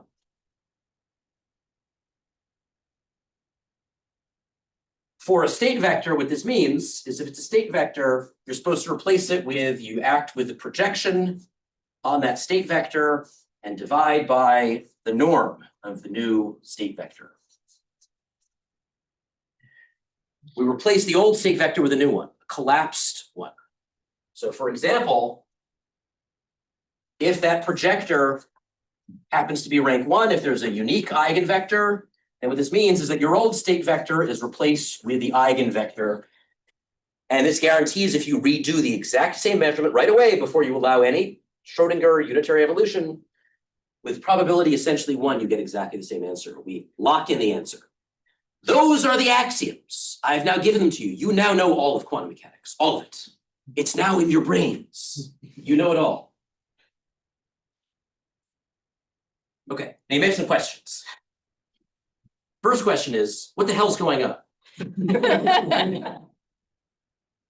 What about, like waves and stuff? Aren't there like waves flying around and double slit and there's like waves that go through the holes? And what about atoms? They can be like in 2 places at once, right? I mean, in chemistry, right? What do they always tell you about the atom in chemistry? If someone says, well, what are the electrons doing in an atom? What are they doing in an atom? What do people say? Cloud, they always. It's a cloud, there's cloud. There's an electron cloud. It's like a cloud everywhere. Do you see any clouds here? What's the clouds? Cats. Hey, cats. What about cats? See cats here? I see cats. Close. Cats, pretty close. There's cat. Cat. Forget a cat. What about, you read popular books and stuff. There's like, the particle experiments. They have an electron flies by and it emits a photon, and the photon's emitted. But where is? I don't see any paths of things and photons and electrons. I'm gonna let you in on a secret. All that is just for color. How many of you ever seen the movie A Serious Man? I. Really? It was in the New York Times top 100 movies of the 21st century. Come on. Okay. You all have an assignment to do. You gotta see A Serious Man. Sorry, the analogy, I mean, in Newton's laws, there's no like earth and sun and moon, right? So the fact that these objects do not appear in the theory explicitly does not mean that they are not applicable to. Oh, excellent question.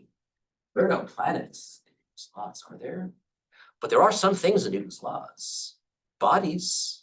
Newton's laws have bodies in them, bodies in space in inertial reference frames with inertial masses and forces acting on them. Those are all in Newton's laws. Now, what particular bodies are there? I don't know what particular bodies there are. It will depend on the system. But there are not even generic particles or cats or waves here. Like, they're generic bodies, and there's absolutely generic bodies moving in space in Newtonian mechanics with accelerations and velocities. There are not even generic bodies or things here. But there's a system. There is a system. Yes, there is a system. But what is that system? It's just some math. It's some stuff doing some things. The observables allow for whatever energy, position, things like that. I noticed that you were literally waving your hand, sir. I'm not a physicist, but they do allow, I mean, so we. This, people will say this, and I'll say, you notice you're literally waving your hands. Right, okay, but There's a reason for the term. People say it because they really do it. So there are quantities being manipulated by this mathematics Yes. in a certain like fashion, very. I'm waving my hands again, but there's a parallel I'm a New between, Yorker. I do that a lot. I'm very happy. there's some sort of parallel between the way that quantities flow through this mathematics and the way that quantum stuff happens in reality. What happens? Happens. I didn't use the word happens anywhere. Did anyone see me use the word happens? No. I didn't say the word happens. The only thing that happens here is that quantum states do this thing where they evolve in time unless they are measured, and then on measurement, they collapse and results show up on measuring devices. That's all that happens according to these axioms. But- Yes, Well- but what? Okay, so if you ever. Wash your hands. I needed to make I wasn't, they're not waving. They're not waving. Okay, good, Okay, good. so if you had a ruler, then we're all used to looking at the fact that you could imagine almost any value to be measured as a length on that ruler. Yep. But quantum mechanics says no. No, there are actually only just certain lengths that you can ever measure. Okay, right or wrong? Quantum mechanics doesn't say there are only some lengths that you can measure. There is no limitation in quantum mechanics as a general principle.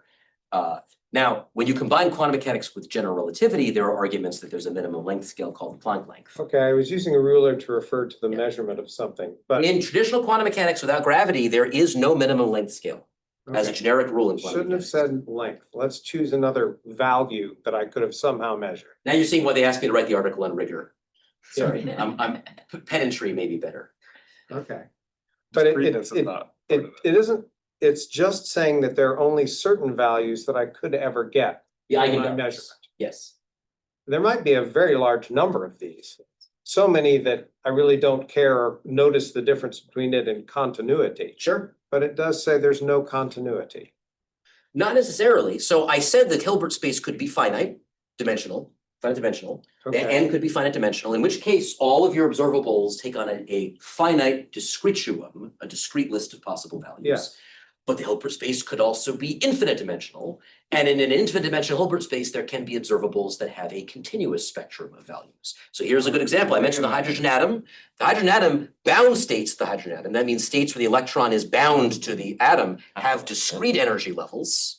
They're all negative 13.6 electron volts times 1 over n squared, where n is the principal quantum number. But if you ionize the atom, you give the electron positive 13.6 electron volts of energy. The electron will be liberated from the atom, and now its energy is continuous. Now, why does quantum mechanics get the name quantum? Well, you can see that for some Hilbert spaces, we have a finite dimensional Hilbert space. That means that the possible results you can get form a discrete list. even for things like energy, which they might have thought classically should not be discrete, and this is where quantum theory gets the name quantum theory, all the way back to when Planck first introduced the quantum hypothesis in 1900 to explain how to reconcile thermodynamics with electromagnetism in cavities called blackbodies. Now, in practice, we see quantization show up when your system is over-determined, over-constrained. So H, the Hamiltonian, is the observable. That is also, for most systems, it plays the role of the energy. The eigenvalues of H hat, the thing that was evolving the system, are the possible energy of the system. Hamiltonian kind of plays two roles. It's also the thing whose eigenvalues we usually associate with energy. And when you write out the eigenvalue equation, I have the eigenvalue equation here for a generic observable. When you write it out for the Hamiltonian, this is the generic eigenvalue equation. When you write out for the Hamiltonian, some of you may know the eigenvalue equation for the Hamiltonian as the silly name that is a bad name, the time-independent Schrodinger equation, which is a terrible name. It's not a Schrodinger equation. Just the eigenvalue equation for the Hamiltonian. What you find is that when your system describes a so-called scattering state, which means it does not have fixed boundary conditions at infinity or terminating boundary conditions at infinity, what you'll find is that there's the equation always has solutions for every vector, and that means that for every choice of eigenvalue, and that means that the eigenvalues are continuous. When you attempt to solve the system with strict boundary conditions describing what are called bound states, what you find is that most solutions don't work. Only special eigenvalues work. You have an overdetermined system, and so you get quantization of energy. So quantization of energy shows up in certain situations. Quantum theory is not only about things being quantized. Yes. Should we have a more rigorous definition of undisturbed? Because I feel like measurements are going to occur in time, but I don't recall us saying that they were unitary. Whereas we know that the time evolution operator is unitary. Yes. That's good thinking like a philosopher. It's a good philosophical question. I agree with you. How is it that we imagine that you could ever make a quantum measurement and another one before something else happened? So it turns out you can't. If you could do repeated quantum measurements infinitely fast, you can actually get a situation called the quantum Zeno effect, known as the watched pot effect. How many of you know, you all know that if you stare at a pot that you put on the stove, you put water in it, you start the thing going, if you stare at it, it will never boil. This is a known fact. It just won't boil. We all know this. Turns out this is also true for quantum systems. If you repeatedly measure a quantum system, say a system that is describing an unstable, radioactive unstable atom, and you want to know, has it decayed yet? And you keep measuring, have you decayed yet? Have you decayed yet? Are we there yet? Are we there yet? Are we there yet? If you measure that, is it decayed or not decayed, frequently enough, you will extend its lifetime. And in principle, if you could do it infinitely fast, it would simply never decay. Now, you can't actually do it infinitely fast because you run into the various fundamental obstacles to this, but you can actually measurably increase the lifespan this way. Yes. When you said frequently enough, what do you mean by frequently enough? You need to get into what's called the quadratic regime. So there's a precise meaning of this. If you measure a quantum system infrequently enough, you get a linear relationship between the time scale. So the probability of decay is exponential. Over short periods of time, it's given by a linear formula. And if you multiply this together, you multiply lots of constant plus linear in time, and you multiply together, you get an exponential decay formula. If you measure it really, really, really fast, what you'll find is that the probability of decay at each measurement goes like t squared times squared. Okay. And if you're in that routine and you measure many, many times that quickly that you're sensitive to t squared effects, you'll get an extension in the lifetime of the atom as the quantum Zeno effect. So it's weird. Okay, so what am I saying with all this? I'm saying that there's no world picture associated with any of this. This is all an instrumentalist set of tools. This is great if you're doing tabletop physics experiments. You're a condensed matter physicist trying to probe materials, or you're an AMO, atomic molecular optical physicist, trying to build an optical lattice, or you're trying to build an optical trap or something like that for simple quantum systems. You're trying to implement maybe a quantum computer. Tabletop experiments, this is fine. If you're an experimental particle physicist, this is generally fine as well. You know, we set up a system of particles in our beam, and then we do one measurement at the end with a clear, measurement apparatus. But there are some questions. One question is, yes, there are actually questions. Yes. There seems to be an inconsistency between the axioms 1 and 2 and 3, 4, 5, right? An inconsistency? Yeah, well, what are you talking about? This is Dirac and von Neumann. Okay, so one idea is that somehow we can reduce eventually, if we understand these processes well enough, we can reduce what is happening under 3, 4, 5 to the Schrödinger equation. Right. That's the So Hugh Everett project. noticed that there was a problem here reconciling axioms 1 and 2, Hilbert space axioms, quantum states in Hilbert space, unitary time evolution of Schrödinger equation on the one hand. And on the other hand, the measurement axioms, where you do a measurement and then a very different kind of dynamics happened. Everett referred to this measurement collapse as a type 1 process. And unitary evolution is the type 2 process, a little backward. Today we would go the other way, but it doesn't matter. And he said he had a real problem with this for a variety of reasons. One is, what do you mean by observer and measurement? What counts as an observer or measurement? I mean, now, this is an interesting philosophical question. People here in this room have ideas about what this is, but Hugh Everett and others, it was just Hugh Everett, Einstein, various people, they're just like, well, your axioms contain very important things, measurements, observers, undisturbed evolution. There are all these like terms, but they're not defined in the axioms. The axioms don't present a definition of them. How do I know when a measurement has happened? I mean, is it like what Potter Stewart said about obscenity? You know what Potter Stewart, the Supreme Court Justice, said about obscenity? I know when I see it. Is that what we're supposed to do? We're just supposed to say, that's a measurement, that's not a measurement. Do you have to call in a measurement expert? You do a science experiment who goes around and says measurement, measurement, not measurement, measurement, not measurement. I mean, now you might think that this is like, okay, this is all well and good, but can you give me a good thought experiment that exemplifies this? And you better believe I can, not me. Hugh Everett did. Hugh Everett proposed the following thought experiment that brought out this ambiguity, this weird problem between axioms 1 and 2, unitary evolution, and axioms 3, 4, and 5, measurements and collapse. You could also see it as identifying the ambiguities that we were all talking about. What does it mean to do unitary? What does undisturbed mean? He had all these questions. And so in 1956, in his unpublished long form dissertation draft, which his advisor John Wheeler told him not to publish because it was too radical. It was 137 pages. Interestingly, 137. Inverse fine structure. That's number. It was called The Theory of the Universal Wave Function. He did not use the terminology many worlds interpretation back then. And at the very beginning of this thesis, literally like pages 1 through 3 or whatever, he proposed the following thought experiment that has now become more widely associated with Eugene Wigner, who was also at Princeton at the time and published on it in the early 60s in a paper called Remarks on the Mind-Body Question. But it originally showed up in Everett's thesis. Maybe they were talking. I'm not sure who had real priority. It's hard to say. I've gone through one piece of Hagoromo chalk. I'm going to open up a second piece of Hagoromo chalk. The nice thing about chalk is you never pick up a piece of chalk and say, is this empty? Chalk is so much better. So this is the Wigner's friend thought experiment. In a way, it's just the Schrödinger's cat thought experiment, where Schrödinger's cat is treated as potentially not just sentient but sapient. This is actually due to Everett. In 1956, he laid it out very beautifully. It is the most beautiful explanation of this thought experiment, and I recommend that you read it because it is beautifully written. Everett was so good. His thesis was so beautiful. Okay, so Wigner's thought experiment, how does this work? Very simple. We have Wigner on the outside. Wigner is an observer. We have a box. See, I said physicists like boxes.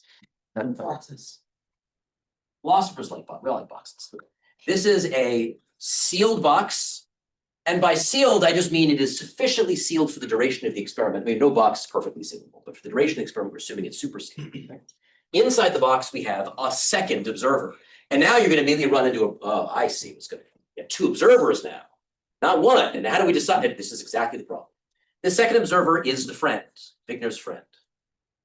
And Wigner's friend is in the box with some kind of quantum system Q in some funny superposition. So let's say it's spin up, spin down. Okay, some funny blend of the two, because it's these are vectors. Vectors can be added together. That's superposition. This is the setup now. Now, there's a long history in philosophy, in mathematics and science, of what you might call self-referentiality problems. Anytime you propose a comprehensive theory of anything, it's supposed to be fully comprehensive. A problem is, you could be asked, well, what happens if we apply the theory to itself? We run into a problem. And this shows up again and again and again. How many of you know Russell's paradox? Yeah, Russell's paradox is about what? What's Russell's paradox about? Sets. Sets. What happens in Russell's paradox? Sets everything can be sets can be sets of anything, and then what happens? Define something like a set of What? Let's apply set. Okay, let's define a set that contains contains every set that does not contain itself as a member. Okay, and this is just you're applying set theory. You get this self-referentiality paradox, and this breaks. You have to introduce the notion of classes. Okay, and there are discrete examples of classes. So von Neumann ordinals form a class. The surreal numbers form a class. There are actually known examples of classes. You need to modify set theory to avoid this problem. There are other self-referentiality problems, other very famous ones. Here's another example. Radical skepticism. I don't believe we can know anything at all. All knowledge is false. You believe that? You believe that all knowledge is, there you go, self-referentiality problem. Great. These are old. Here's another one. I believe that we can find a system of axioms of mathematics that are so rich that they not only contain all of arithmetic, but we can prove every true theorem within the system of axioms. We can even prove the system of axioms is itself self-consistent and generates no paradoxes. Is that going to work? Why not? Gödel said you couldn't do that. And Gödel had this incredibly brilliant thing where he constructed a statement within the axioms, and this beautiful example of self-referentiality. There's a lovely lecture by Scott Aronson, the Yip lecture he gave this year. You find it on YouTube, where he gives you Gödel's theorem on one page. It is beautiful. It's like a one-page version. It's just delightful. The halting problem, which I've now learned maybe wasn't originally invented by Turing, okay? But regardless, there is the halting problem. The halting problem is computers can compute anything. Compute anything. Well, what if I consider a computer that takes in the script of another computer and determines whether that computer will halt, and the computer halts if the script you gave it does not halt, and does not halt if the script you gave it does halt? What if we feed into that computer its own code? Self-referentiality, right? This is, okay. So you see these things over, this is another example of self-referentiality. Let's apply quantum theory to the observer. If quantum theory quantum theory is not like a theory of polling.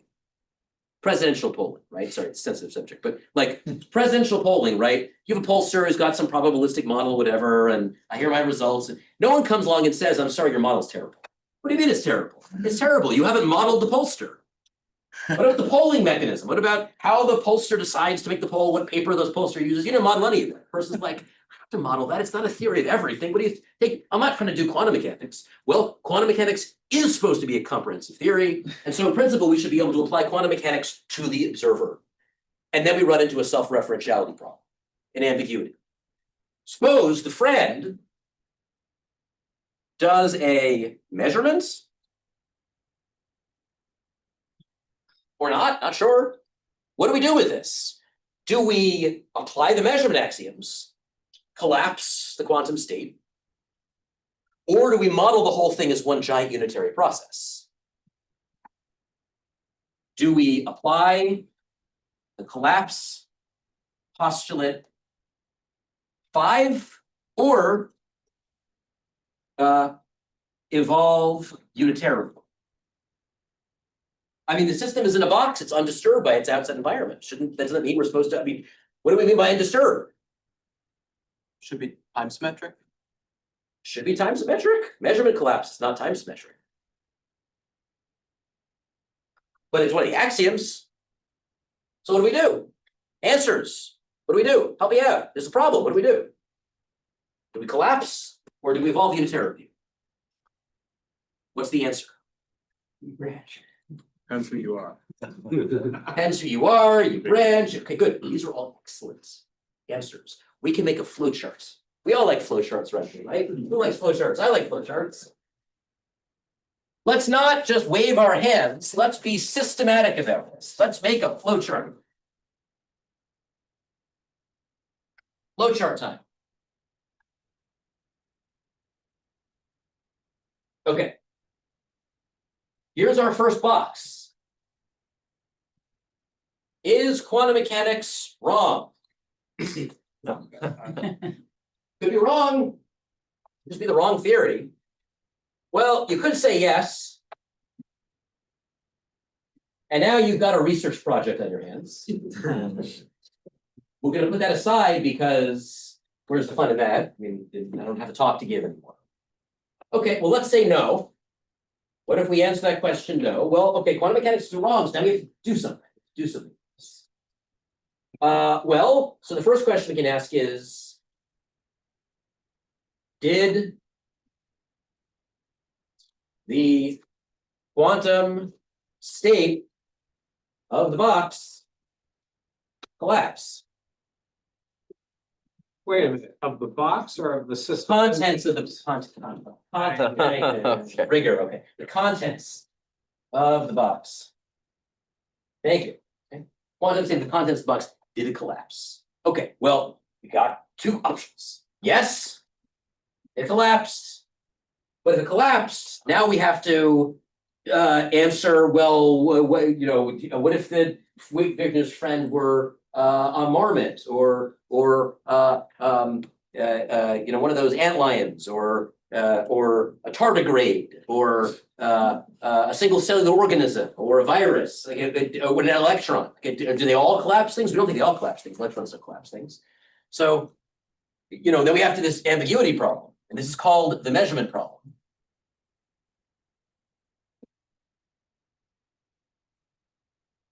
What exactly counts as a measurement? Well, this is actually a little bit too quick. This isn't quite right. We actually have a question that comes out first. Was it due to the measurement? Is the collapse due to the measurement? Well, in that case, we have this box to answer. What special magical properties do measurements have that make collapse happen? If it's not due to the measurement, well, then it's due to something else. This leads to a class of theories called dynamical collapse interpretations theories. GRW is the most famous. Girardi, Rimini, Weber initiated this in like the 70s, I think. The idea is there's some mechanism that's just spontaneously making quantum systems collapse when they have too many degrees of freedom. Not due to measurement. And this is an active area of research. Some models of dynamical collapse theories have been ruled out experimentally. Some are still viable, but they're complicated. They've got lots of ad hoc constants and parameters in them. I'm not particularly moved by them, but your mileage may vary. Okay, so these are the possibilities. Either it was due to the measurement and the measurements have some magical properties we have to answer, or not due to the measurement. Now, there is a side problem separate from the measurement problem. Even if we know exactly what a measurement is, here's another question you could wonder. Remember, I said that we talked about this happening. What's happening in the axioms is unitary evolution for undisturbed systems or measurements. Well, what about everything else? Like birds foraging, Well, so people falling in love. What about early gases mixing in the primordial universe? No observers there. The universe is too hot to have observers. If we're not talking about measurements, can we say anything at all is happening according to the axioms? So the axioms give us the resources to say that anything else is happening. Even if we knew these are measurements and these are not measurements. so what's being measured typically? Is it the states of electrons that are around atoms? I don't know. The axioms don't say what's typically being measured. The axioms just refer to measurement. Well, what's Suppose typically we- being Suppose we solve the, oh, hello. You have above position and momentum and energy, so you have some specifics. Those things, but there could be other things. This isn't an exhaustive list. Not an exhaustive list. I don't know what exactly what a measurement is, what counts. I mean, that's a measurement problem. But suppose we solved it and we said, okay, these things are measurements. When a person comes along and measures electrons, that's a measurement. We know that. Okay, then what? right? So is that typically what these axioms are talking about? Yeah. Is measurements of electrons around atoms? Or observation I mean, of what- you, I'm looking at you, photons are bouncing off of you or whatever. Photons then. Photons, I mean, all kinds of stuff. We know some things are I mean, measurements. photons are generated by electrons and atoms moving between discrete orbitals. So are the discrete eigenvalues of this matrix somehow parallel with the discrete energy levels of an electron around an atom as dictated by spherical harmonics, let's say? There's not a precise correspondence between the eigenvalues of the one and the other. Okay. Energy levels versus other things. For example, energy could be quantized, but position not quantized. The electron position is not quantized, but energy levels are. My larger question is just if you're an early universe astrophysicist and you are writing a paper saying, I believe that when the universe was 500,000 years old, after the last scattering surface, after the universe became transparent to light, I believe that there were electrons bouncing off photons and doing this particular thing. Or I believe that before the last scattering surface, when the universe was so hot that it was a plasma and opaque to light, I believe that gases of hydrogen were mixing in a certain way with gases of primordial helium or something like that. Can you say those things according to these axioms? Do these axioms give you the resources to talk about that happening? It's interesting that we're renormalizing after each measurement. It's almost like I feel like it's like we're treating the observers like classical systems rather than quantum systems if we're doing that renormalization. We're treating the observers like classical systems. So you're not unique in this point of view. Around this time, there was an interpretation of quantum theory that developed significant purchase over the minds of many of the people working in quantum mechanics. It became known as the Copenhagen interpretation. The Copenhagen interpretation is often confused with the orthodox textbook axioms. But the Copenhagen interpretation was a specific interpretation. It said observers are classical. And if you want to hear a concrete statement of this, you can read a chapter called The Copenhagen Interpretation in Heisenberg's 1958 book, Physics and Philosophy. Heisenberg didn't start out very philosophical, but he became very philosophical. He read a lot of philosophical works. There's a lovely interview in the early 1970s with the Canadian Broadcasting Company in which he talks about his friendship with Wittgenstein and his confusion trying to get through the Tractatus. And anyway, so he became more philosophical. But he wrote this chapter in this book, 1958, called The Copenhagen Interpretation, in which he laid this out. But you see it's laid out by other people. Anton Zeilinger gave a talk at Harvard, the annual Lee Historical Lecture. And an hour and 9 minutes in, at the end of his talk, he says, here's what I think about quantum mechanics, and he lays out the Copenhagen interpretation. So there's still people who believe it today. The Copenhagen interpretation says that observers are classical. There is classical reality. That is the reality in which we live and which we think, and our brains can only understand things that are classical. And then there is the micro world. And for the micro world, we can say nothing. We don't know what's going on. We can use mathematical tools like the wave function to relate what classical observers will prepare to what classical observers will see. But the wave function doesn't have any physical meaning other than simply relating classical preparations to classical results. Now, the Copenhagen interpretation is a giant cop-out. For one thing, it makes it impossible to explain how the classical world could emerge from the micro world, because it simply presupposes the classical world as an axiomatic ingredient. Everett was this is again where Everett is just, he says this very clearly both to Bryce DeWitt and in his long form dissertation. If you take on the Copenhagen interpretation, you're just giving up on the idea that we're never going to be able to understand how to get the classical world to emerge from quantum theory if you're just presupposing the classical world. So I'm not a fan of the Copenhagen interpretation. Very few people who look at it seriously, I think, are. Although a lot of people will simply say I'm a Copenhagenist because they want you to go away. Yeah. Before you said electrons can't make measurements or something, or can't collapse wave functions, is that right?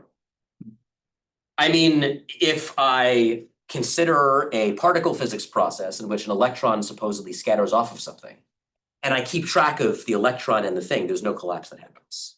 I just get an entangled wave function. I mean, there's one sense in which what's going on in the Bell CHSH example with Alice and Bob, that the two particles did bump into each other, and then they were separated, and there was no collapse of them.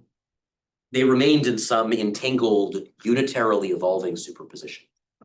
So you're latching onto real problems here. Okay, so this is our flowchart so far. Okay, yes, if there's collapse, we have a measurement problem. We have all these other phenomena that seem to be happening in nature, like early gases mixing, people falling in love, all that stuff. We think those are happening.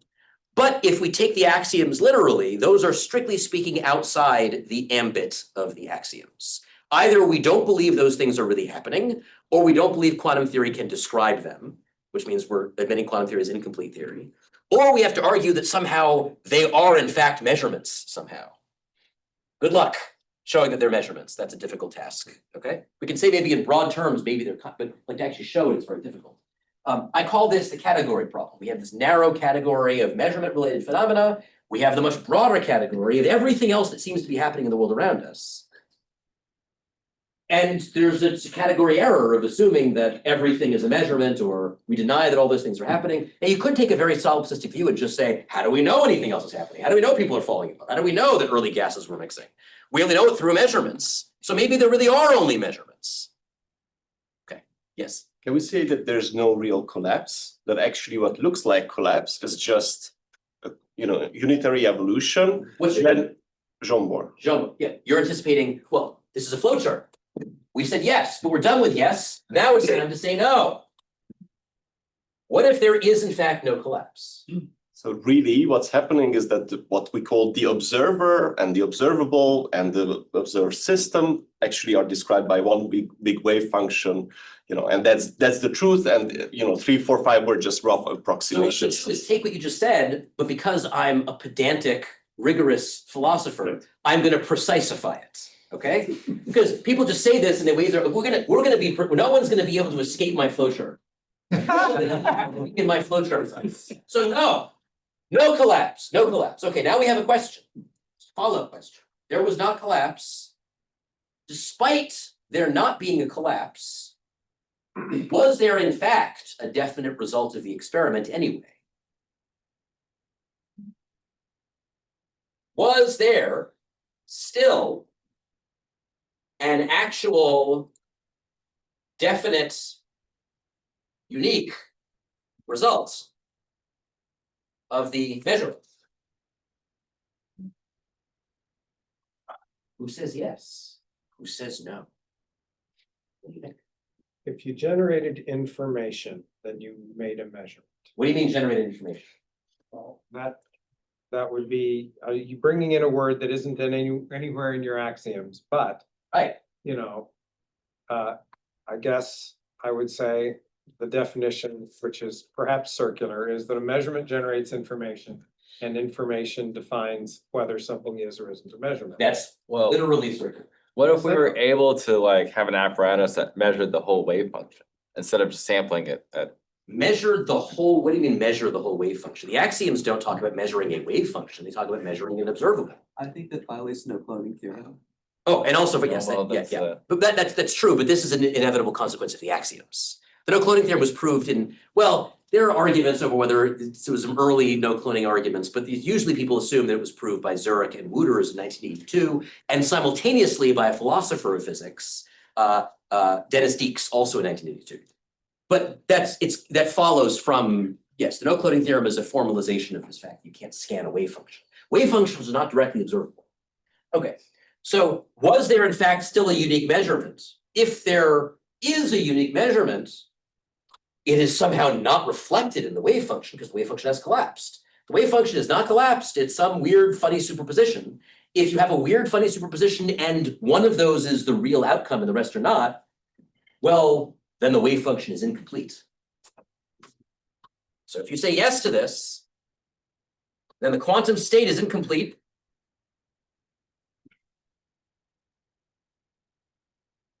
And this means you've got what are called hidden variables in your theory. And hidden variables theories are many. There are Bohmian mechanics or the de Broglie-Bohm theory. There's the modal interpretations, of which there are many, and arguably Bohmian mechanics is a special case of modal interpretations. There is the indivisible theory. Indivisible theory. Which we want to hear about. Which we'll get, yes, right. Good, yeah. There are various other possibilities. This is the hidden variables argument, and there's a lot of debate going all the way back to von Neumann, even earlier, but in particular surrounding Bell's theorem about whether hidden variables theories are viable. That's a thing that hopefully we can talk about. So that's if you say yes, there was a definite outcome. If you believe that the quantum state did not collapse and there was not a definite outcome, no definite outcome, well, then you can ask some more questions. I'm gonna run out of space pretty soon. One possibility is that there were many outcomes. like every superposition branch was many outcomes, this leads to the many worlds, MWI, the many worlds effort interpretation, with all of its problems, the probability problem and all the various things. You could say, well, maybe there's like a result, but it depends on perspective. I heard perspective mentioned. I mean, cubism is like the perspectival thing, right? These are called perspectival interpretations. The perspectival interpretations, these include, depending on one's view, cubism, although it's sort of complicated because I can't get Chris Fuchs to agree with. I would have said the collapse is yes, I don't go no. You don't go no. Relational quantum mechanics is perspectival, and there is growing among some quantum gravity people connected with Lenny Susskind, stemming all the way back to black hole complementarity, a similar kind of perspectival interpretation. So could it be perspectival, depending on one's perspective, perspectival or relational? And the relational interpretations say that to Wigner's friend, there was a definite result, but to Wigner, there was not. Like whether there was or wasn't is perspectival. And I'm not going to be able to talk about perspectival interpretations. There are a number of them. There are some pluses to them and some minuses.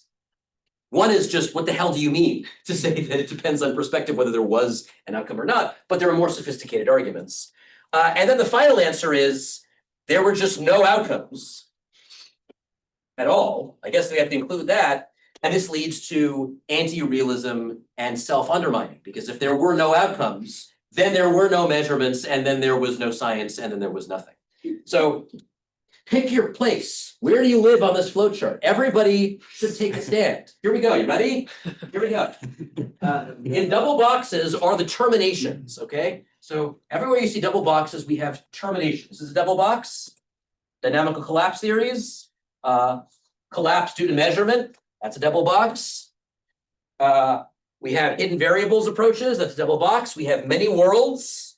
We have perspectival. And I'm not going to ask anyone no outcomes, because if you believe that, you're not in the room. Who says this box? I have a question about that box though. Yes.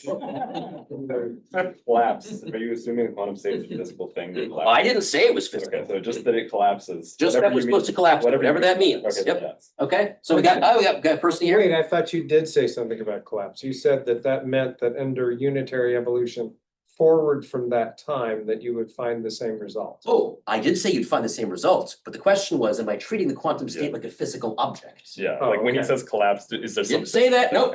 Maybe you have to define collapse then. I'm being very, very careful with my words. So we have one person for this. Who is hidden variables? Okay. Who is many worlds? Who is perspectival? And who, well, no, I'm sorry, you don't get to vote because you don't exist. All right, you have to live somewhere in this chart, and you'll notice that this is a real problem. Like this, you have to pick a place. When I give talks, before I used to give this flowchart, people would wave their hands and they would dodge and leave. When you show this chart to people, everyone's got to take a stand. You got to be somewhere in this chart. Did anyone not raise their hand? Stephen doesn't have to raise his hand. Everyone No, else. I think, I can't unravel where I think I actually am with respect to this. Okay, okay. I think you've already made too many assumptions Yeah, in making this chart. I am assuming the textbook axioms. Yes, And- I think and you're that's- crazy, And so totally crazy. you have gone, I didn't mark the box. Research function. No. That's good. You're on the chart too. Everybody is on this chart. It is Okay, a good. cosmic chart. There's That's within the rule, yeah. So I should probably say a few words now about what I'm working on. Given that it's probably 11 o'clock now. Not quite. Not quite 11. But we're having a good time. We're having a good time, right? We're having a good time. Okay. Okay. So when I started PhD work, I was working in theoretical physics. Really wanted to be a philosopher, didn't quite realize it. It's a long story, personal story there.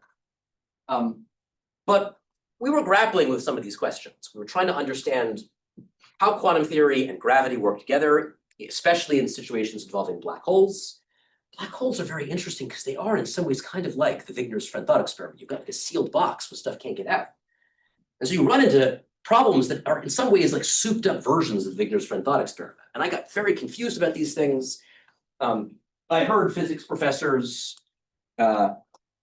saying things about quantum mechanics and how we could actually drop some of the axioms and retain the others and still survive. The Everettians, for example, want to drop the measurement axioms and retain just the Hilbert space axioms, but then how do you get probabilities out? And so people were saying all these things, and I was very confused. And I gave a guest lecture in a philosophy of quantum mechanics class that a colleague and very dear friend of mine, Ned Hall, was teaching. And I went in and they just tore me to shreds. And so I sat down to try to read, okay, this can be done. I'm gonna sit down and I'm gonna write up and I'm gonna explain how this works. And this is a dangerous exercise.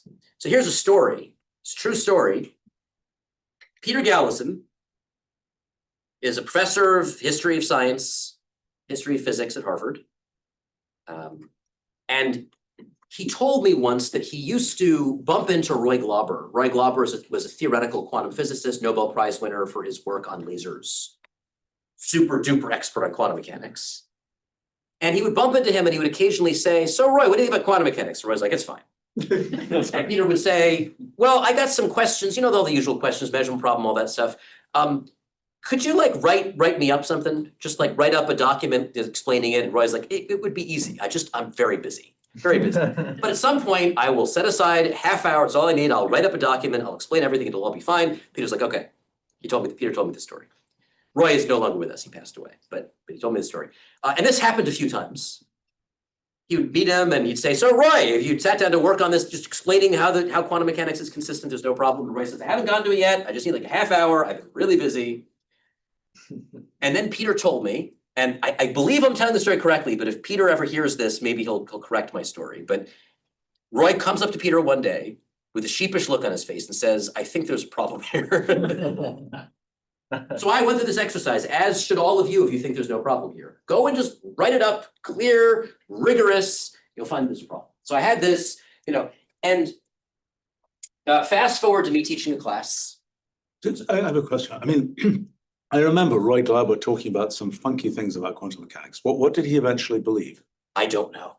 I never asked him. I mean, I remember he had some funny things to say. I mean, it was a very non-standard view of quantum mechanics. I don't know whether this was before or after. When are you talking about? How many years ago is this? 80s.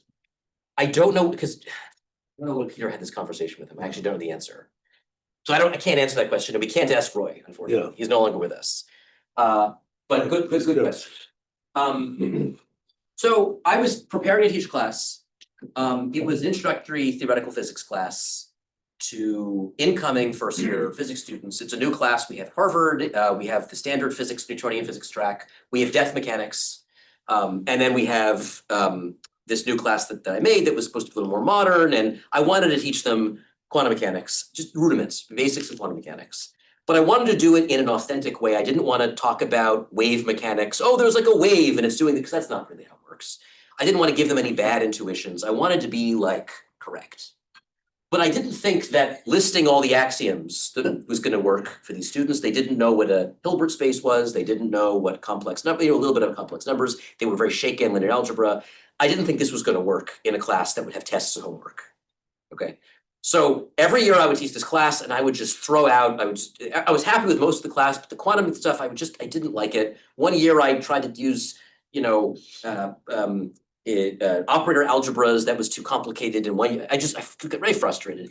And then summer of 2022, leading up into the fall term, I decided, I've encountered these stochastic processes a few times in my life. First, when I was trying to learn linear algebra when I was a kid, I dabbled a little bit. I didn't really understand them at the time. Then I learned all of quantum mechanics, and then eventually later in my PhD, I had to I had to write my own code to run these complicated Markov chain of Monte Carlo simulations. I had to use these parallel computing clusters. I did all this stuff, and I had to relearn the theory of stochastic processes. So I'd encountered them a few times, and I had always been struck by certain resemblances between the formalism we use in practice to model numerically, to simulate a stochastic process, and the formal mathematical structure of quantum theory. Here are the parallels that I observed. So I'm just going to list a couple of things. We'll see that there's some resemblance. So for a stochastic process, and there's a formal definition of a stochastic process that you'll find in Ross's book or Dube's book or various books. Wikipedia. This formal definition is often useful for proving things mathematically, but in practice, when you're actually working with a stochastic process, simulating on a computer, there's a certain kind of set of formalisms that you use that I learned to use. So what do we have? Well, we have an n-dimensional vector space where n counts the maximum number of distinct possibilities. Well, that looks very familiar. That looks very familiar. Probabilities are encoded in a column vector. Some people who work with stochastic processes use row vectors, but column vectors are more beautiful. And it's isomorphic, it doesn't really matter. And a column vector, notice for rank 1 quantum systems, we encode the probabilities in a column vector, a state vector. That's a little bit different. It's a little bit different because the column vector here, P, which is a function of time, is a list of probabilities, which all depend on time. These are just probabilities. You don't have to square them. There's no squaring involved, no mod squaring. But nonetheless, in a column vector of probabilities, that's interesting. Here's another thing. Time evolution is implemented by multiplying by a suitable n by n matrix. Well, that looks very familiar.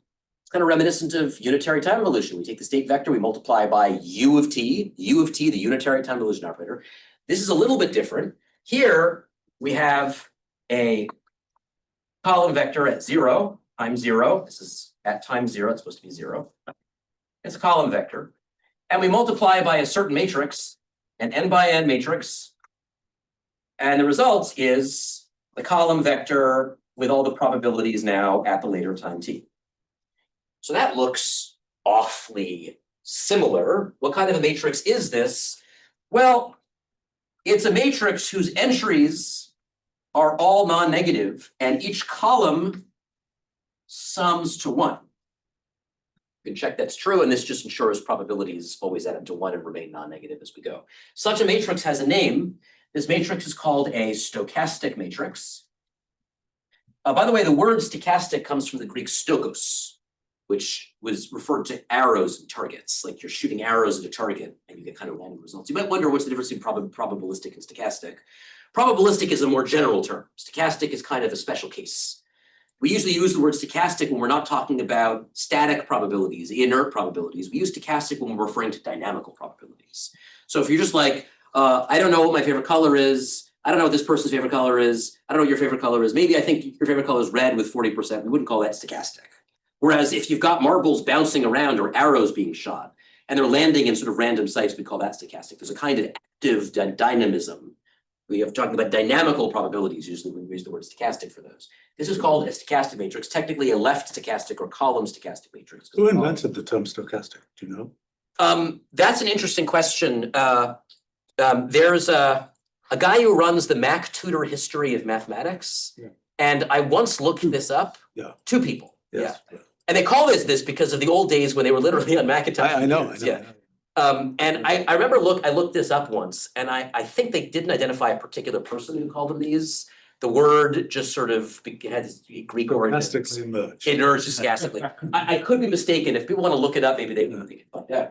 So it's this thing called the stochastic matrix, and this again bears some resemblance to quantum mechanics. And there's more. There are also observables. They're called random variables.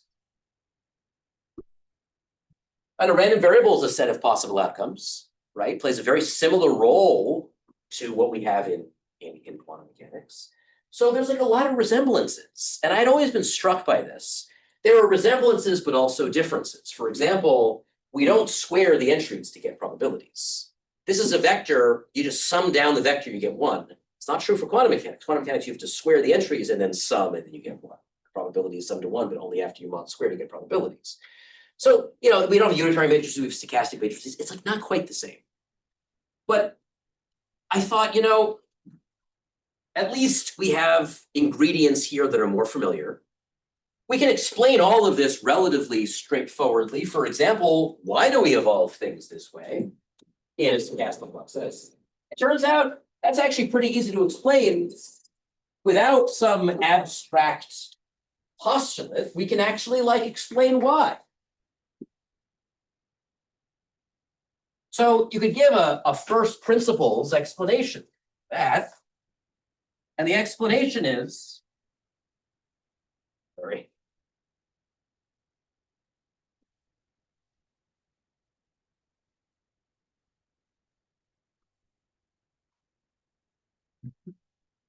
Suppose I have the probability of something being true at time t and something else being true at time t prime. Think of this as the probability that statement I is true at t and statement j is true at t prime. I can write this down.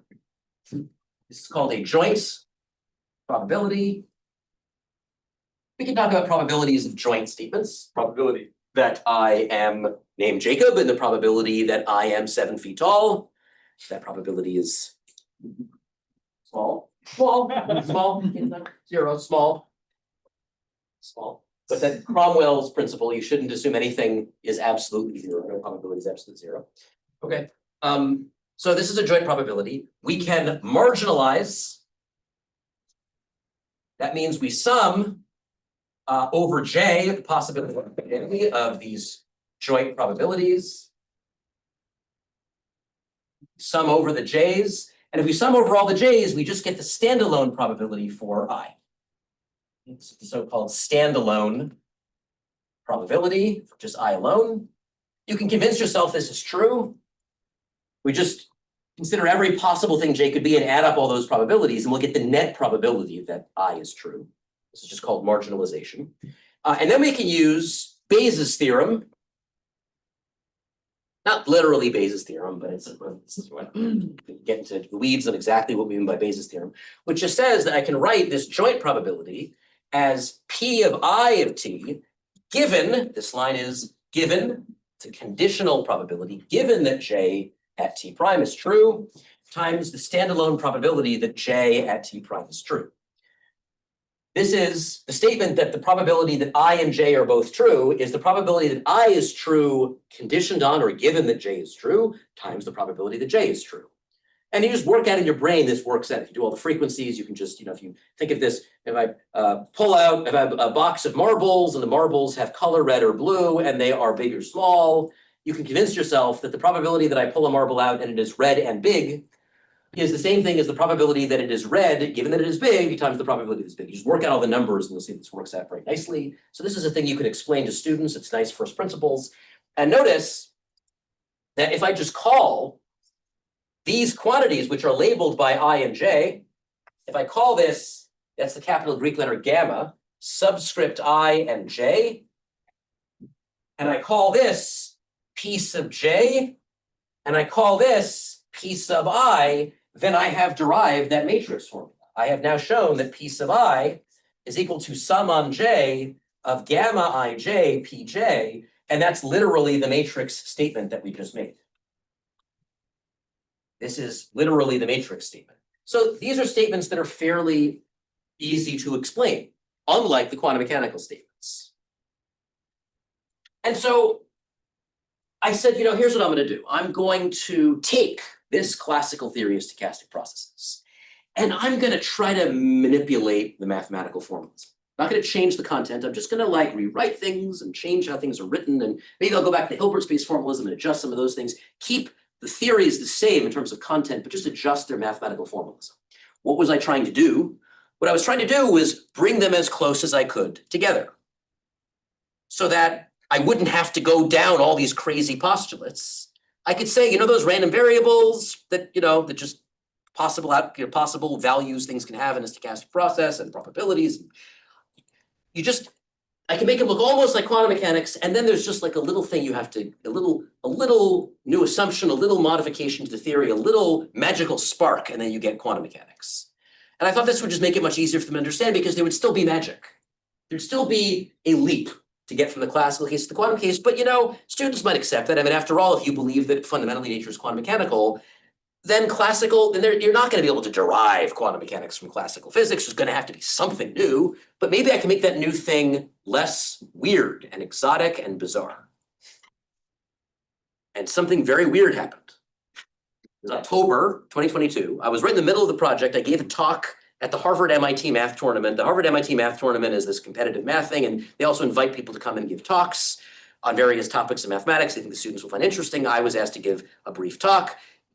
Good luck. It was not a brief talk. But I came in and I gave a talk, and it was kind of like, I was partially getting there. And then shortly thereafter, I kind of finished. And then there just was no gap between the two theories. I had somehow fit quantum theory into a giant stochastic process. And I was really confused because again, the nature is not classical. I mean, nature is quantum mechanical. We shouldn't be able to fit it into a classical stochastic process. So I was really confused. Somehow I had managed to contain quantum mechanics into the story, and I didn't understand how. And it took me a little while to figure out that I had, in fact, given up an assumption. I had, in fact, given up an assumption, one that is not on the board, but an assumption that is often made by people who are simulating systems in this way with a stochastic process. I had given up the Markov assumption. Okay? What is the Markov assumption? I didn't mention it here because it's so ubiquitous when people use stochastic processes that I just took a stochastic process to be a Markov process. When we talk about Markov chain Monte Carlo, that's where, instead of calculating something numerically, I mean, well, you use Mathematica, obviously use Mathematica, but if you don't have Mathematica available, you have to sort of concoct something on your own. You wanna not calculate everything. You want to calculate like a smart representative subsample of things that are you're not going to calculate every possibility. You want to calculate enough of them and in a representative enough way that you get an approximate answer. But you have to be very clever in how you do that, because if you don't sample the results in the right way, you'll get a bias, you won't get the right result. And so these Monte Carlo methods you could think of as very clever ways to make sure that you're sampling from the answer in a way that is appropriately equitable. That's these Monte Carlo methods, and often you use Markov chains. And a Markov chain is a particular kind of stochastic process. I can tell you exactly what it is. And I had been assuming the whole time that I had such a process, but I actually hadn't, and that's why quantum mechanics had somehow managed to squeeze in. This is what a Markov process is. A Markov chain. This is named after Markov, who introduced, I don't think he called it a stochastic matrix, but he had the first Markov matrix in 1906. But he wasn't, this is before the theory of stochastic processes. And if you read that paper, which is very hard because it hasn't been translated, it's in Russian. But you get the sense he wasn't quite using them in the way that we were thinking of now. The proper theory of stochastic processes wasn't really well developed by 1906, not really until like the 60s, or people like really doing serious stuff. But a Markov chain is a particular kind of Markov process. That was the particular kind of process I had been in the back of my mind assuming I had. This is what we use in like a Monte Carlo simulation usually. But a Markov chain says that time evolution is modeled in discrete steps,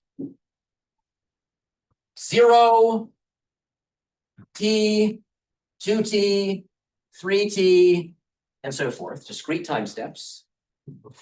And the matrix gamma, that matrix that you multiply all those times, right? That matrix gamma, for n time steps, for n as an integer, where you're multiplying this by the thing at 0, it gives you probability vector at n time steps.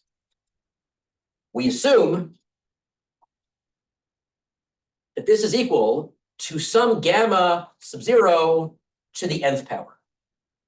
We just multiply repeatedly by a static stochastic matrix. Okay, we just imagine that time evolution is generated by n powers of a single constant stochastic matrix, gamma sub 0. That's the Markov chain. Now, you can formulate a Markov process in somewhat more general terms. Strict definition of Markov process is a little bit more subtle. It has to do with the conditional probabilities and how they depend on the past. So to be a little more precise, I'm going to be more precise, so more general, more precise.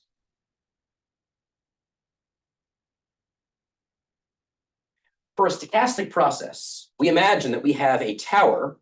I call this a Kolmogorov, some people call it a Kolmogorov tower, named after Andrei Kolmogorov, who formalized probability theory, interestingly, 3 years after, in 1933, after quantum mechanics was formalized. Very interesting, the history of events.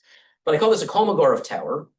And what this is it's standalone probabilities, P, I at T, P, I at T, given J1 at T1, P, I of T, given J1 at T1, J2 at T2, P, I of T, given J1 at T1, J2 at T2, J3 at T3, ...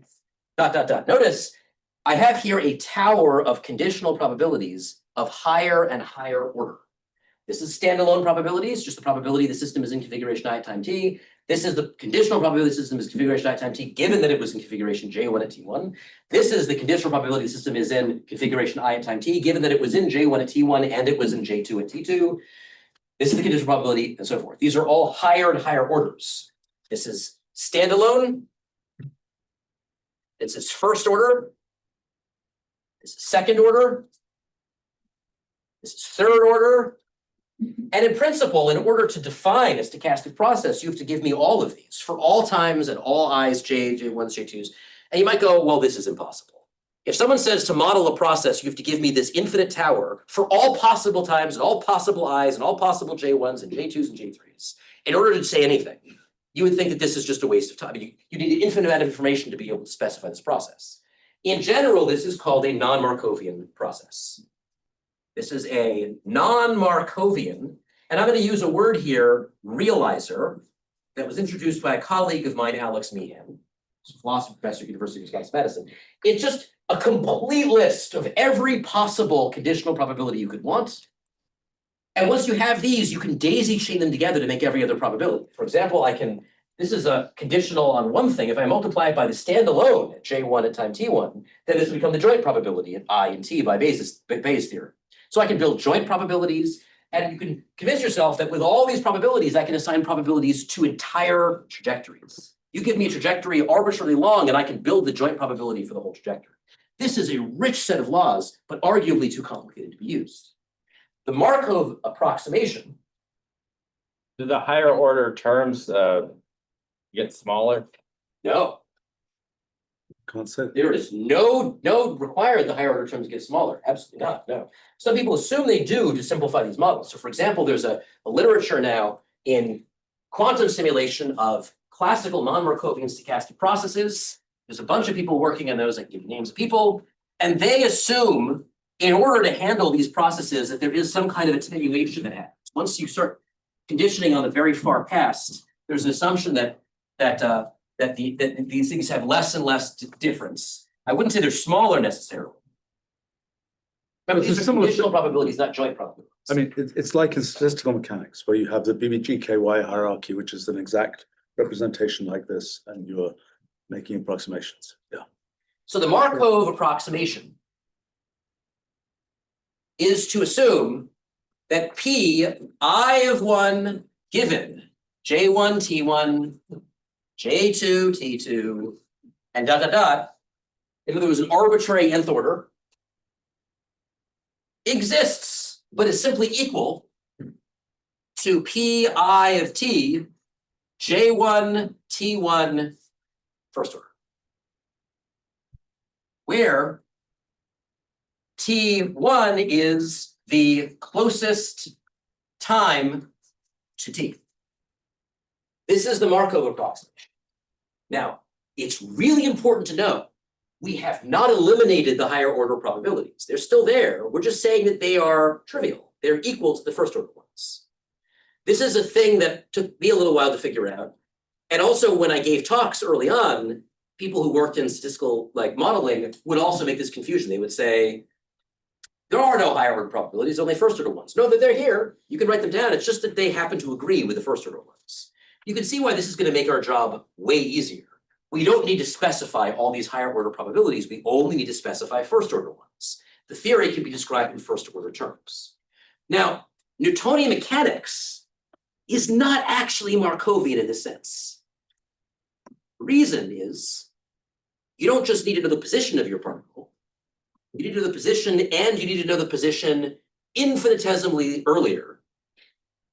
And with those two facts, you can figure out the next position using Newton's second law. Now, we don't usually phrase it that way. Usually we say you need position and velocity, but position and velocity is the same thing as knowing position and slightly earlier position. Velocity is more convenient because what do you mean by slightly earlier? You mean some kind of limit, but then the limit isn't defined. A velocity has a well-defined limit, so we usually work with velocity. But Newtonian mechanics is called second order because you need second order quantities, but no more. But we do this trick where we write Newtonian mechanics in a way that looks first order. We take velocity and we bring it back, we bring it in and we consider that part of the state of the system. And now if we treat position and velocity as defining the state of the system, now it looks Markov. It looks like we just need facts at the initial time and that's it. So you can take a second order system and make it look first order. And this is a well-known thing. It's like the theory of latent Markov models. Suppose I gave you a model that included standalone first order and second order, but all higher order ones reduced to second order. We call that a second order Markov model. You can actually make that look like a Markov model. Just make your space of states bigger. So it includes the ones at the present time and the ones at the next earlier time as one state. And then it looks like you have a Markov process again. And for this reason, I would talk to people who did statistical modeling and they would say, there's no reason to study non-Markovian processes. We can always turn them into a Markov process.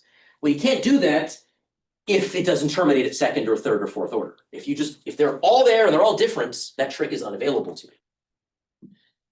This is what usually you do. Now, if you do this, you're probably making a mistake. Because in practice, it may be there are memory effects. It may be that if you condition on more of the past, you do get a slightly different answer. I mean, you're all non-Markovian. You all have memory effects. I can't, you know, your past matters. I mean, we become more Markovian with time. So, am I right that this is like molecular chaos assumption? It's like a what? Molecular chaos assumption in statistical mechanics. This. Yes. Yes. Truncating all the paths. Yes, that's what we do. Exactly. Yep. Can I ask also? I don't know if it's too involved to get into, but why is Newton second order? So because you have to predict the future, you have to know the position of your particle. What I mean is, oh, why? Yes. Or is that too, so? Does that take us too far afield? Maybe. Oh, it's such a lovely philosophical question. Why are so many of our classical dynamical differential equations second order in time? Why not first order in time? Why not third order in time? When I think about phase space, where you've bundled those things together. I mean, in phase space, it's first order. Right, but the question is, the fact that we can go to phase space is parasitic on the fact that we began with second order equations. What if nature had given us a third order equation? And to model systems, you needed to know their position, their velocity, and their acceleration in order to predict what they would do. I mean, we don't know. Well, like in simple harmonic motion, you have that situation. I mean, you need to know, you know, there are many situations. Anyway, yeah. Well, for a charged particle, there's this complexity with self forces and yeah. So there's some situations which you do run into these sorts of situations, but this is a substantive question. And if you're just a classical physicist, there is, as far as I can tell, no answer.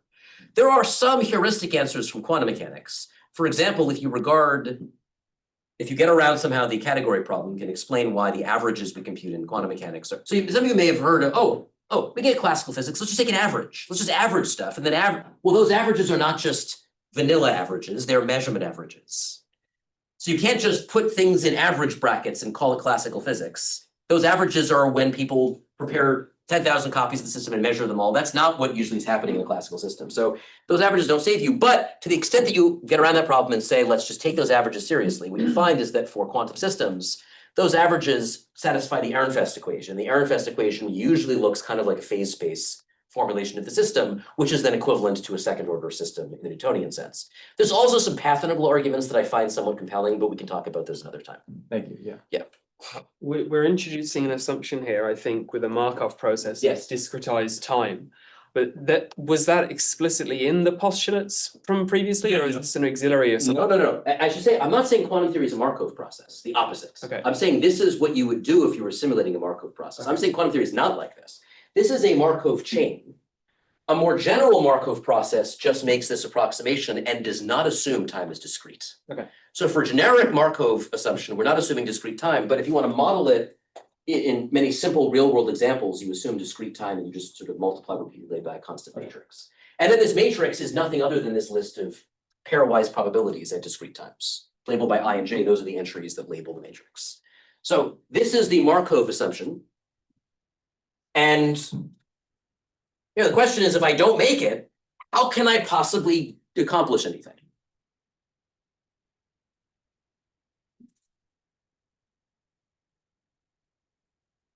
By the way, continuing the statistical mechanics analogy, what's the, I mean, is there like a Liouville equation and these things are unraveling? But in my approach or this? In what you're talking about here? Markov. Is there, no, I understand, but usually when you get this hierarchy of probabilities and conditional probabilities and so on in statistical mechanics, you start with the Liouville equation, which is the thing where you bundle together everything as a single point in phase space, where the phase space is the 3n, whatever, 6n dimensional phase space, and then you start peeling things off. Is this? Yes, the Liouville equation assumes Markovianity at the level of phase space. Yes. It 100% does. Yeah. Liouville statistical mechanics is built on the canonical equations of motion. Those are the dynamical equations, and those are first order at the level of phase space. Now, you can generalize this. There are generalized versions of the Liouville equation. They're called master equations. Indeed. And master equations can incorporate some non-Markovian effects, but they don't handle non-Markovianity in some very general way. Usually what people do is they say, well, let's start for the Louisville. Yeah. The Louisville is hard because it's not Louisville, it's Liouville. The I comes first, it's L-I. Oh, so I was the Liouvillean case. You start from there and then you just sort of progressively add more non-Markovianity in a somewhat hackish way. It's not done in any kind of systematic way, and you're not handling the generic case. There is no differential equation in the generic case. If you think about it, think about the differential equations that we have in our physical theories. Newton's laws, F equals ma, Maxwell equations. These are the paradigmatic differential equations that we use. The Einstein field equation is a little bit of a special thing because it depends on global hyperbolicity, but these other equations, like we've gotten very lucky that so many of our theories are phrasable as differential equations, and this all bakes in. It boils down to something like a Markov assumption. You give me initial conditions, you give me the laws of physics, and I can take the initial conditions and project forward and get the behavior of the system. Boscovich's demon, Laplace's demon, right? Okay.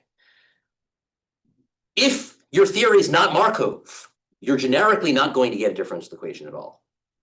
And so one immediate question people would give me is, well, non-Markovian systems, those laws can't be laws of physics. Laws of physics are differential equations. Well, who says? Who says the differential equations? Okay. So we have more complicated laws. Okay, so what's the question? So this basically led me to realize that the system I had obtained, to get quantum theory to fit in this, I had to give up the Markov approximation. And so I got a new set of axioms. These are the axioms. And these should be seen as replacing the Dirac-von Neumann axioms. Well, I guess implicitly, we use ordinary probability theory now.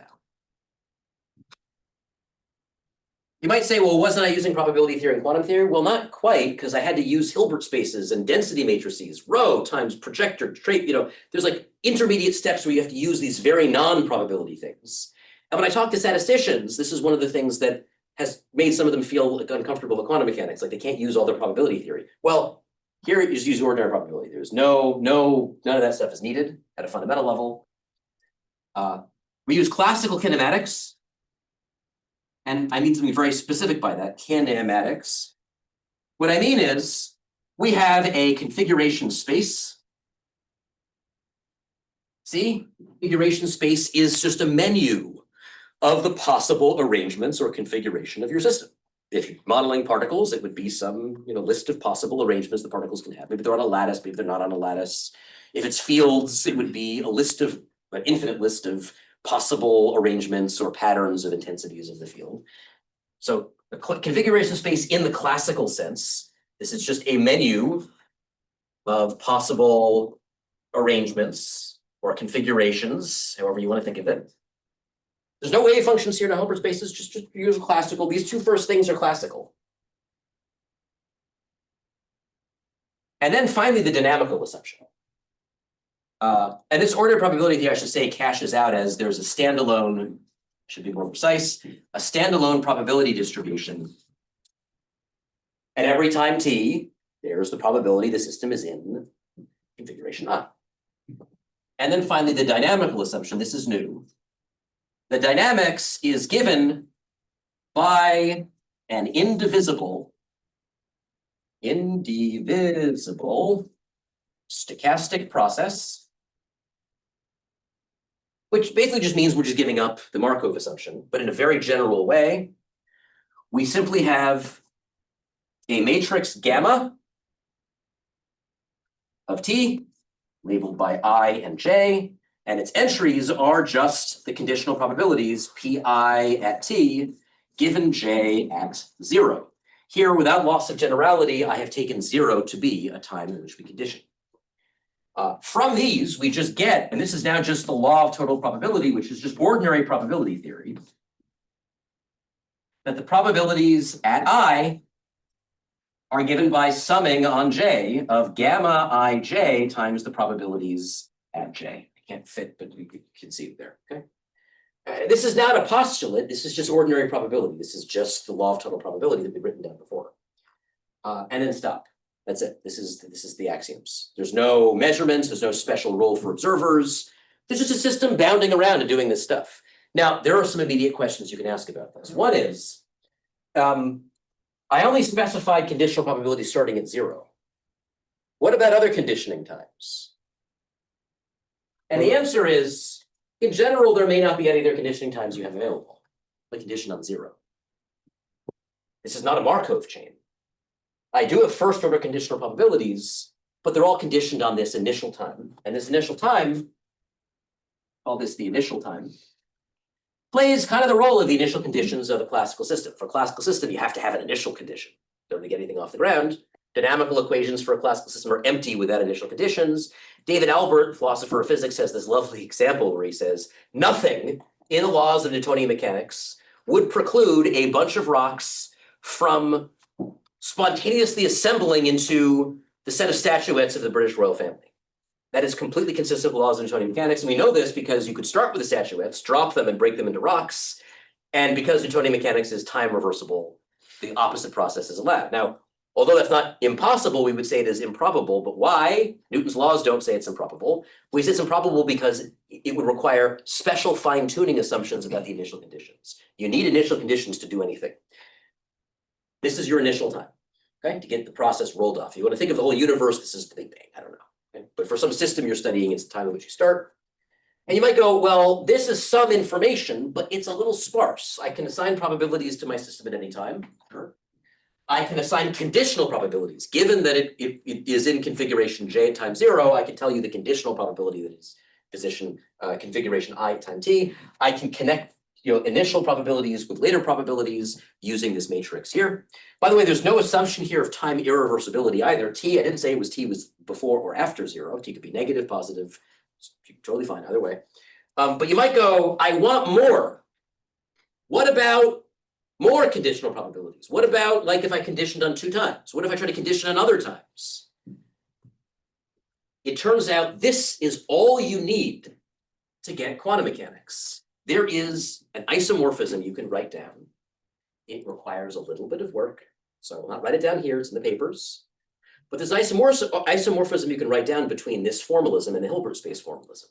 And all the predictions you want to make from the Hilbert space formalism, you only need this information to get. So you could posit more.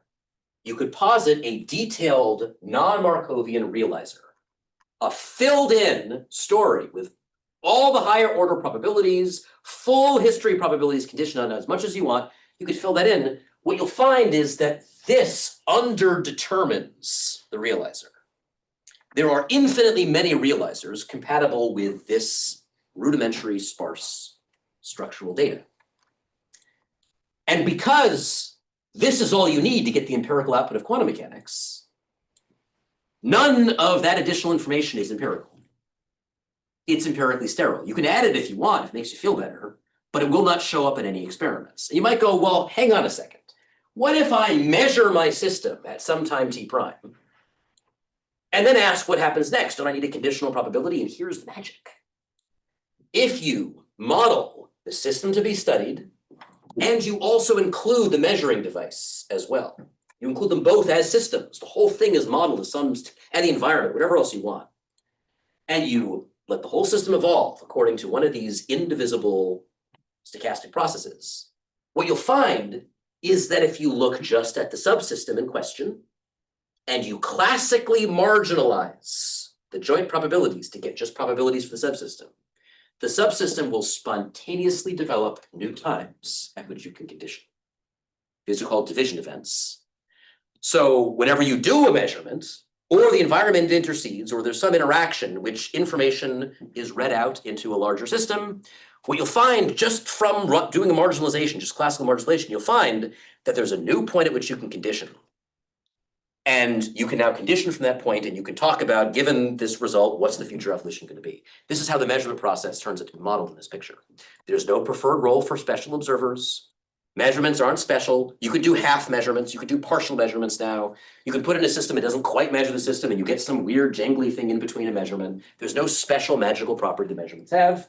And this is a hidden variables approach. It takes the box in the Wigner's friend experiment where, well, there's no wave function, but you could write down an isomorphism and write down the Hilbert space picture. There'll be a wave function. And that wave function will just not collapse. It'll be unitary. Nonetheless, behind the wave function, the system is really in some configuration or another. These are not probabilities of measurement outcomes. They are probabilities of a happening sort. They are happening probabilities. The system is just bouncing around, and it has probabilities of being in various things. If you model a measurement in this story, what you'll find is the measuring device, treated as a physical system in its own right, will probabilistically, stochastically find its way to one of the possible readouts, and you can show that it shows up there, and the probabilities for it to show up there agree with the Born rule. So you get the whole story of quantum mechanics out of this picture. Why is this called indivisible and not non-Markovian? A non-Markovian processor realizer is one of these. This is more rudimentary than a full non-Markovian realizer. The term indivisible was not introduced by me. I did decide to call it an indivisible process and use the Greek letter gamma for these things, but it turned out a year and a half before I got there, Simon Mills and Kevin Modi had introduced indivisible processes with the same symbol gamma in figure 6 on page 15 of their review article on classical and quantum stochastic processes. I called both of them up.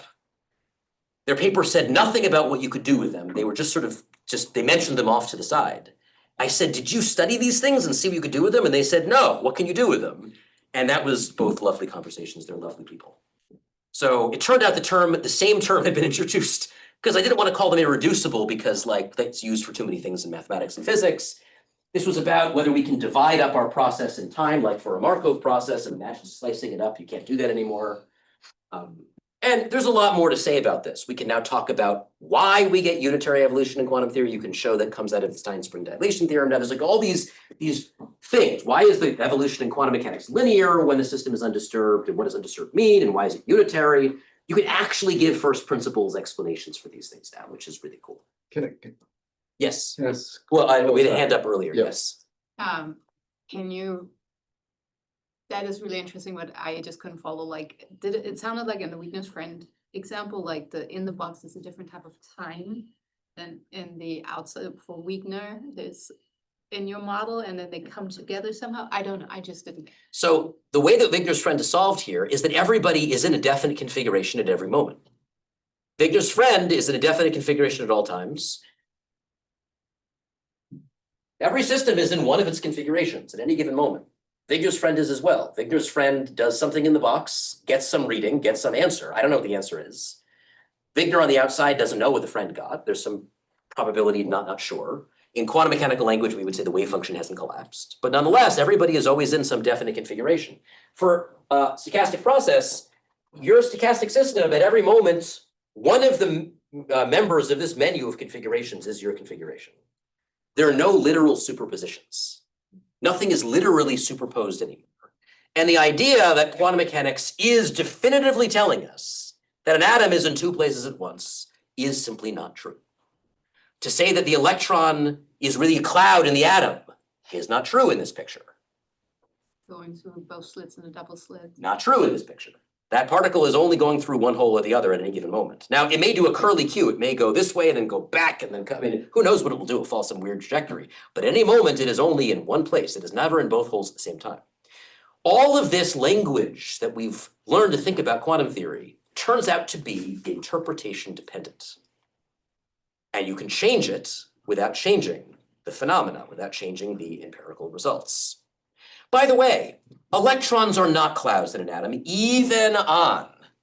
I mean, there is no interpretation of quantum theory, really, in which the electrons form clouds. In textbook orthodox quantum theory, there are no trajectories or clouds at all. There's only measurement results. There's like not even a cloud.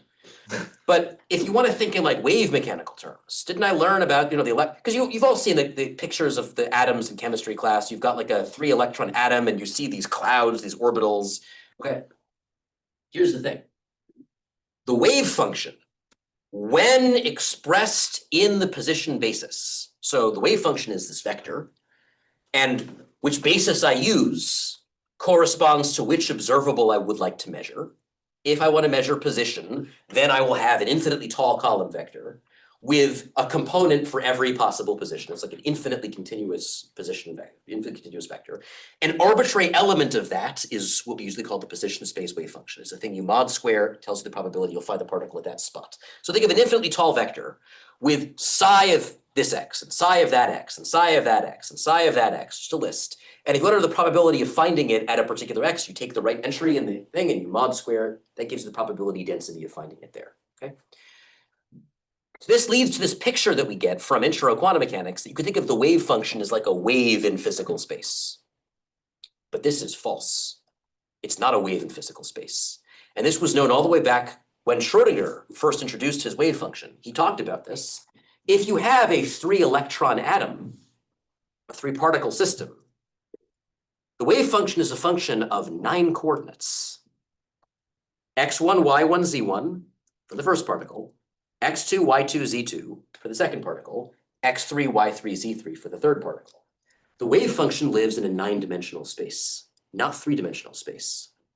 So double slit experiment. We all know the double slit experiment. Oh, Richard Feynman, first chapter of volume 3 of Feynman's lecture says, the way to understand the double slit experiment is treat the particle as a wave. The wave approaches a wall with 2 holes in it. The wave finds the holes, diffracts out of the holes, right? You get these spherical waves that come out of the holes. And then the waves interfere in some places constructively, in other places destructively. And then there's certain places on the screen where you have constructive interference, and the probability of finding the particle there will be high, and other places where you have destructive interference. The probability of finding the particle there will be low. And this picture is very satisfying. It's like, this is why we think about waves. Waves tell us what's going on. Waves are the answer. Okay, now do the experiment with 2 particles at a time. You might go, well, we don't want to do that because, what if the particles bump into each other? That's not why they don't want to do it. Why do they want to do it with 2 particles? You know why? Because the wave function lives in 6-dimensional space. Why do they do it with 3 particles at a time? Because the wave function lives in 9-dimensional space. Go explain to students the 3-particle version of the double slit experiment.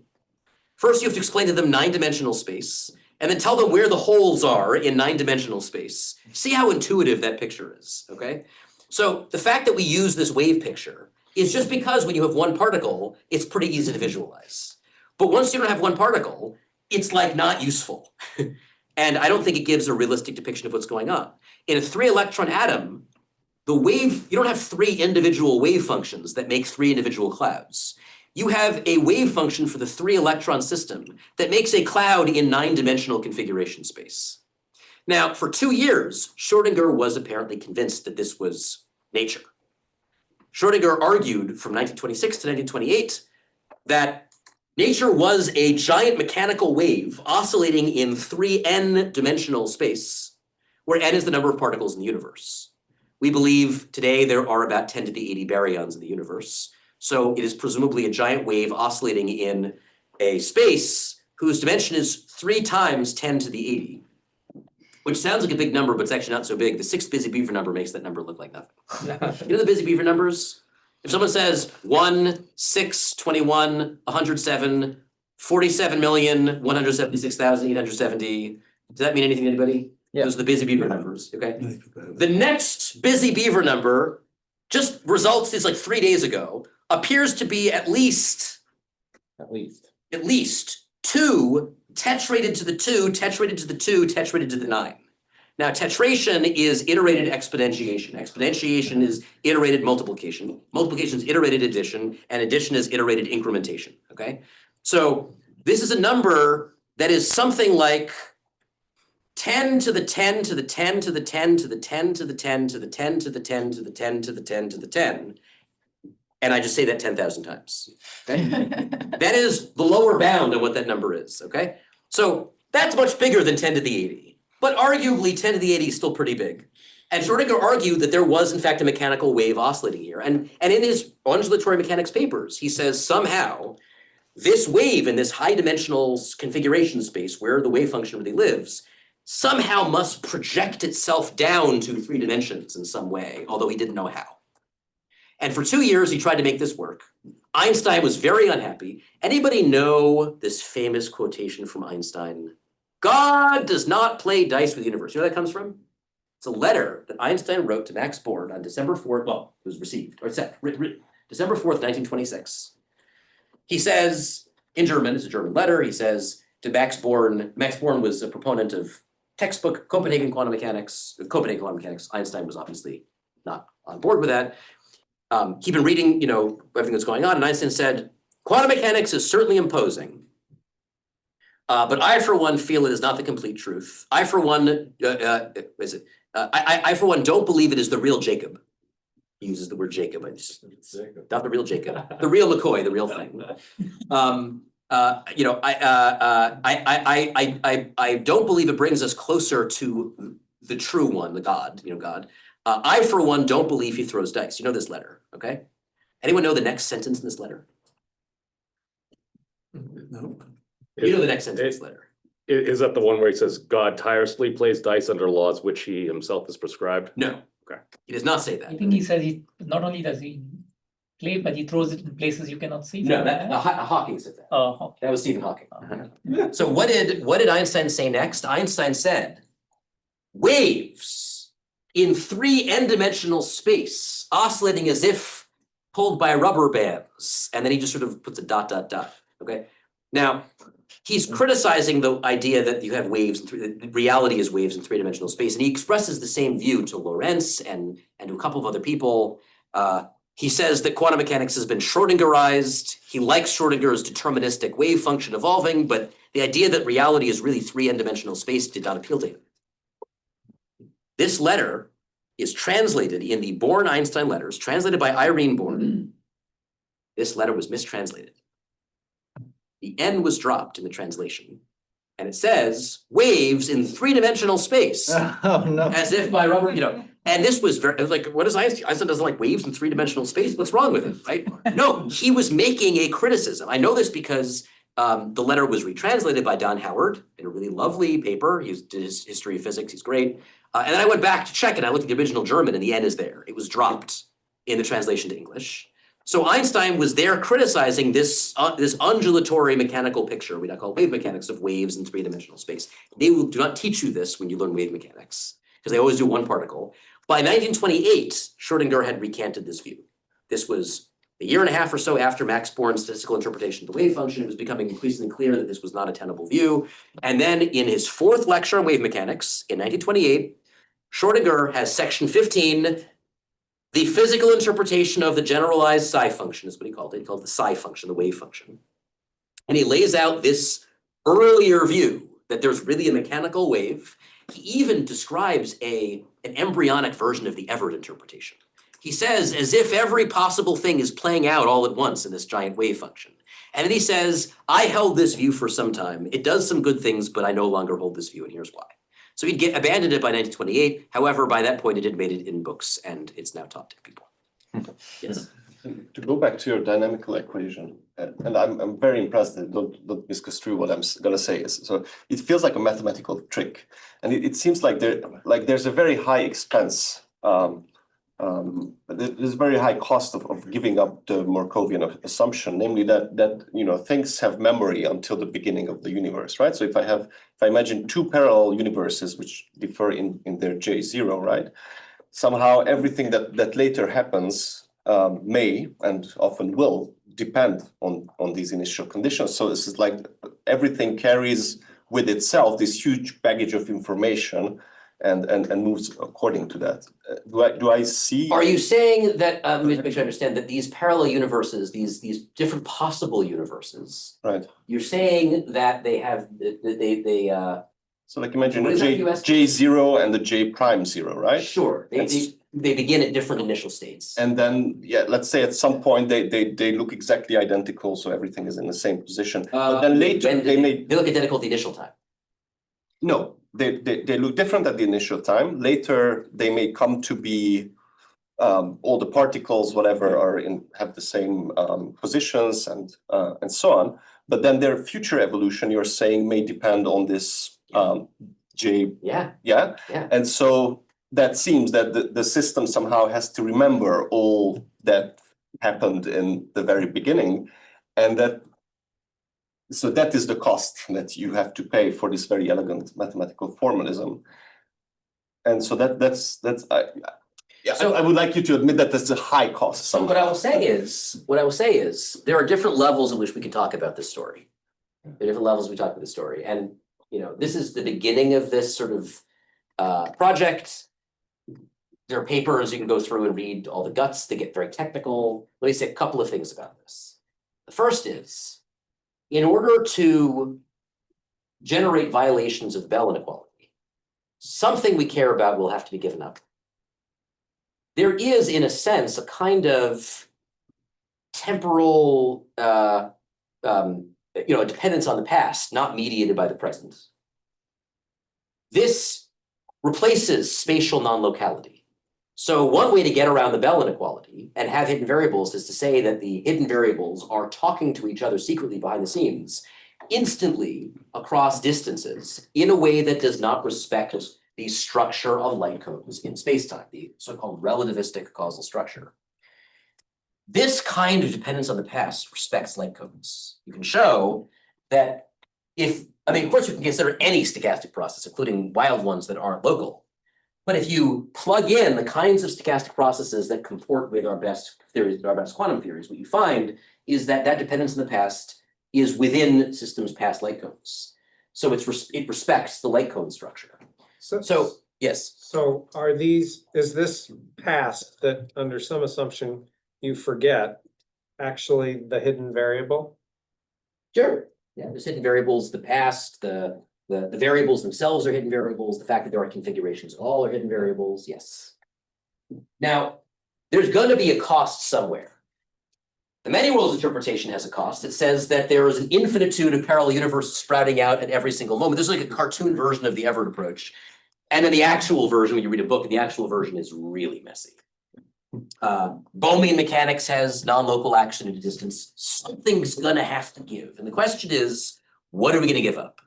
In this picture, we're giving up the idea that things only depend on what's going on right now and not on their pasts. They only depend on the past insofar as the past is mediated through the state of the present. We're giving that up, but in a way that is respectful of light code structure. And the first people, I think, who realized that this was a loophole in Bell's theorem were, I believe it was in, interesting, the Scholarpedia article on Bell's theorem from 2011 by Goldstein, Tosk, Norson, and Zangi, who pointed out that Bell had assumed that his laws were Markovian. And that in principle, someone could build a non-Markovian approach that evaded them. I did not read this. This was brought to my attention by Tim Audlin, like a month ago, when I ran into him and I mentioned this. He's like, oh, because I told him in his paper, he mentioned the non-Markovian loophole. I'm like, why did you mention the non-Markovian loophole? He's like, I got that from Tosk, and sure enough, they had mentioned it. but no one had realized it with a particular constructed version of the theory. So at a high level, that's the answer, but there's a lower level version of the answer to your question, which is at the level of the entire universe, there may not be any other conditioning times, and the configuration of the universe at some very late time may retain this historical dependence on the much earlier time when you're looking at the whole universe. But the universe, citation needed, has subsystems in it, like people, and planets, and stars, and robots, and tardigrades, and cells, and viruses, and all that stuff. And when you marginalize over other things and just focus on some particular system, maybe a system that's mesoscopic, like a cell or a person or a planet. Planets are macroscopic, but something that's at least not microscopic, not easily isolatable. What you'll generically find is that because of those interactions I mentioned, the system will get lots of these conditioning times, division events generated. And then you'll get something that looks a lot more like a Markov process that fills in the historical details. What's not perspectival is the configurations. The fact that there are in fact configurations is a fact. Wigner's friend has some configuration. But there is something perspectival here, and that's the laws. As we imagine marginalizing over more and more of the universe and isolating particular systems, the gamma matrix that we're talking about will begin to look very different for those subsystems. It'll get chopped up, it'll have more division moments when it looks more and more Markovian. And so laws will look different depending on what you're looking at. And perspectival laws are perfectly fine as far as I'm concerned. After all, the pollster is a great example of someone using an effective stochastic model for polling purposes that they don't think is the model of the whole universe. We're aware that we use different laws for systems of different sizes all the time. And so once you begin to zoom in on systems, you begin to see the detailed history showing up if the systems are at least mesoscopic, but not at the scale of the whole universe. Now, it may be that the universe doesn't really exist as a closed system. Present-day cosmology doesn't show an edge to the universe. Maybe our universe will evolve asymptotically toward de Sitter space-time, and there'll be some horizon, and the universe will never in any well-defined sense, as an observable universe, will never in any well-defined sense be a closed system at all. There won't be true unitary evolution. There's all these interesting cosmological questions. But for systems of the human scale, what you get is a picture that looks kind of like deterministic physics with some stochastic sort of mixed in, basically the world as we see it. Jacob, I just want to make sure I understand. So the PI given J0, that's indivisible, I get that. But then you're saying undetermined, it's that the realizer would be undetermined. But would you then say, or would it be the case that one of these is sort of actually true? Ah, that's an excellent question. Maybe deep down, one of these is the true realizer. Interesting question. It's an active question that I'm working on right now with some colleagues. Wayne Mervold and I in particular are working on this question. Wayne Mervold is a philosophy of physics professor at University of Western Ontario. One of my favorite people on this planet. And this is a question that we're working on actually right now. There are some arguments that, I mean, for one thing, it doesn't really empirically matter, but you might feel better if one of these in fact is the true. I would have thought one of them would have to be for you, I mean, maybe for you to say, because you're always saying, well, there is like a true configuration at all the times. I mean, I guess it could be compatible with different probability distributions. But how many universes are there? Well, in this picture, there's just one, which means that there is in fact only one trajectory taken by everything. And if there's only one trajectory taken by everything, what does probability even really mean? Now we're getting into some very deep questions of the metaphysics of probability, which I will not be able to talk about. But what I will say is, look, this project, being able to ask these questions came out of asking philosophical questions. So here's one great thing, right? So metaphysics of laws. There is a whole discipline in metaphysics and philosophy of science about what are laws. Are laws rules that reach down to the universe in some way? They exist separately from the universe. They reach down and they govern and they make the universe do things.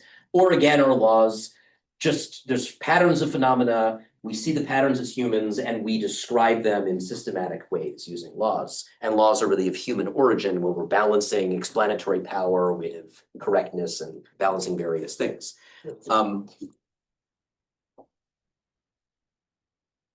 If you think that laws are a particular thing out in the world, you may have very strong presuppositions about what is allowed to be a law. This is known as the primitivist conception of laws. There was another conception of laws associated with David Lewis, the 20th century metaphysician, which he called the Humean conception of laws, because it was inspired by the philosophy of David Hume, in which a law is anything you damn well please. There are patterns in nature. If you find any way to systematize those patterns, you're welcome to call that a law.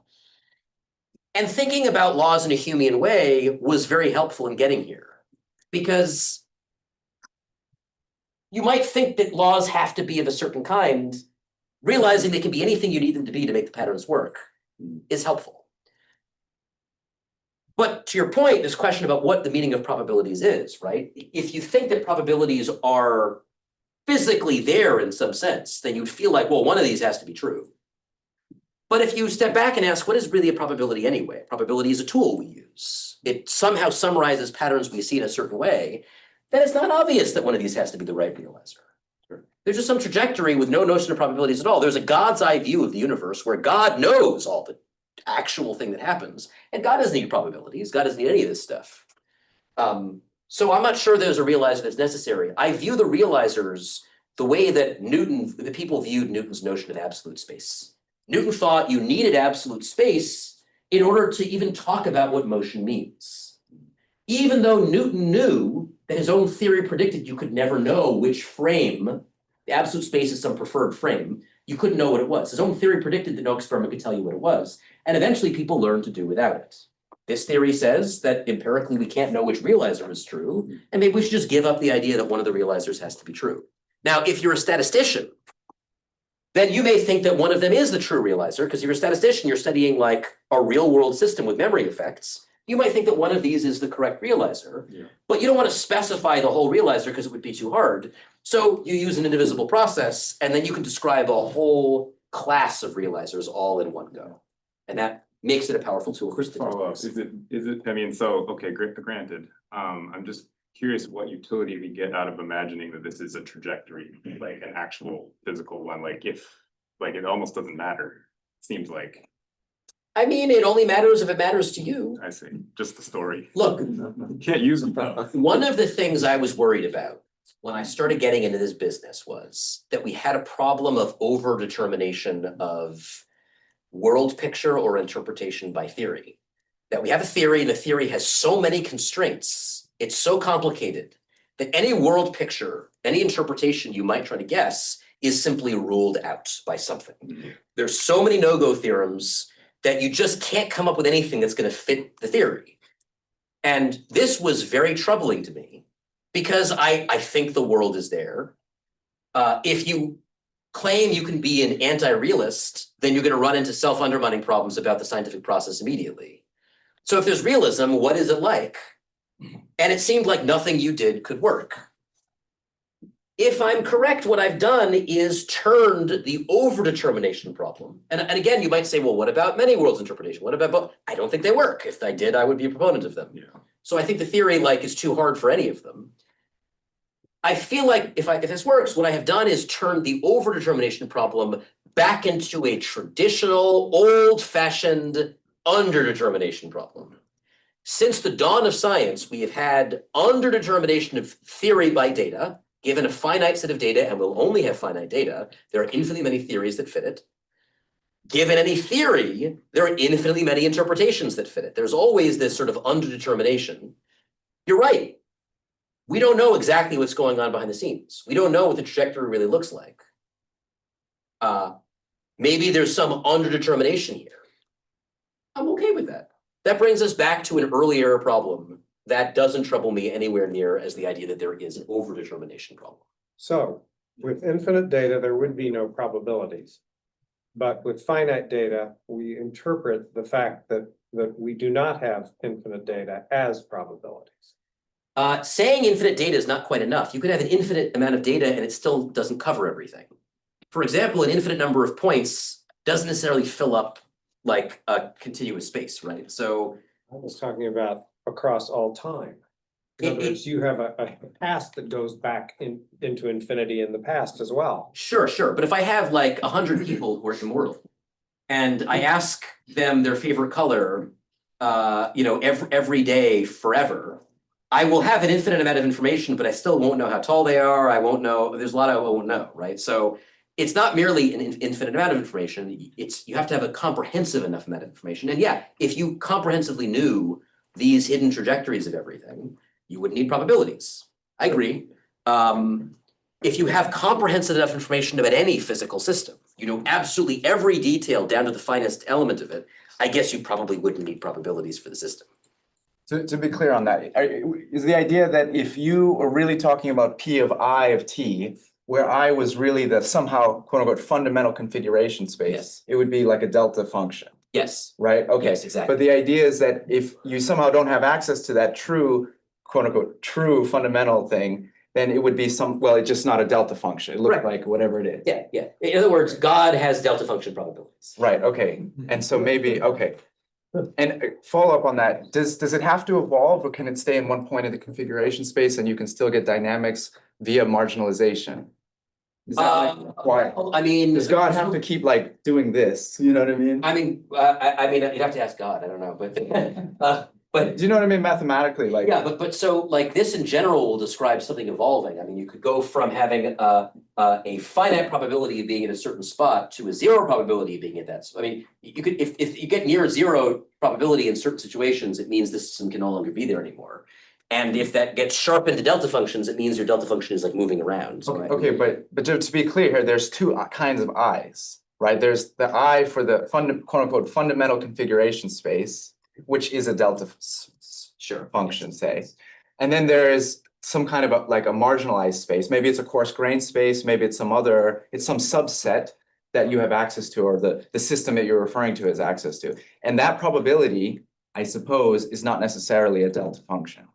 That's the I mean, we humans don't have access to the delta functions. right, exactly. Yeah. So I guess the follow-up was, maybe one way to phrase it is, as far as you can tell, is it possible for the fundamental point in configuration space to be static, whereas a marginalized probability or whatever could have dynamics?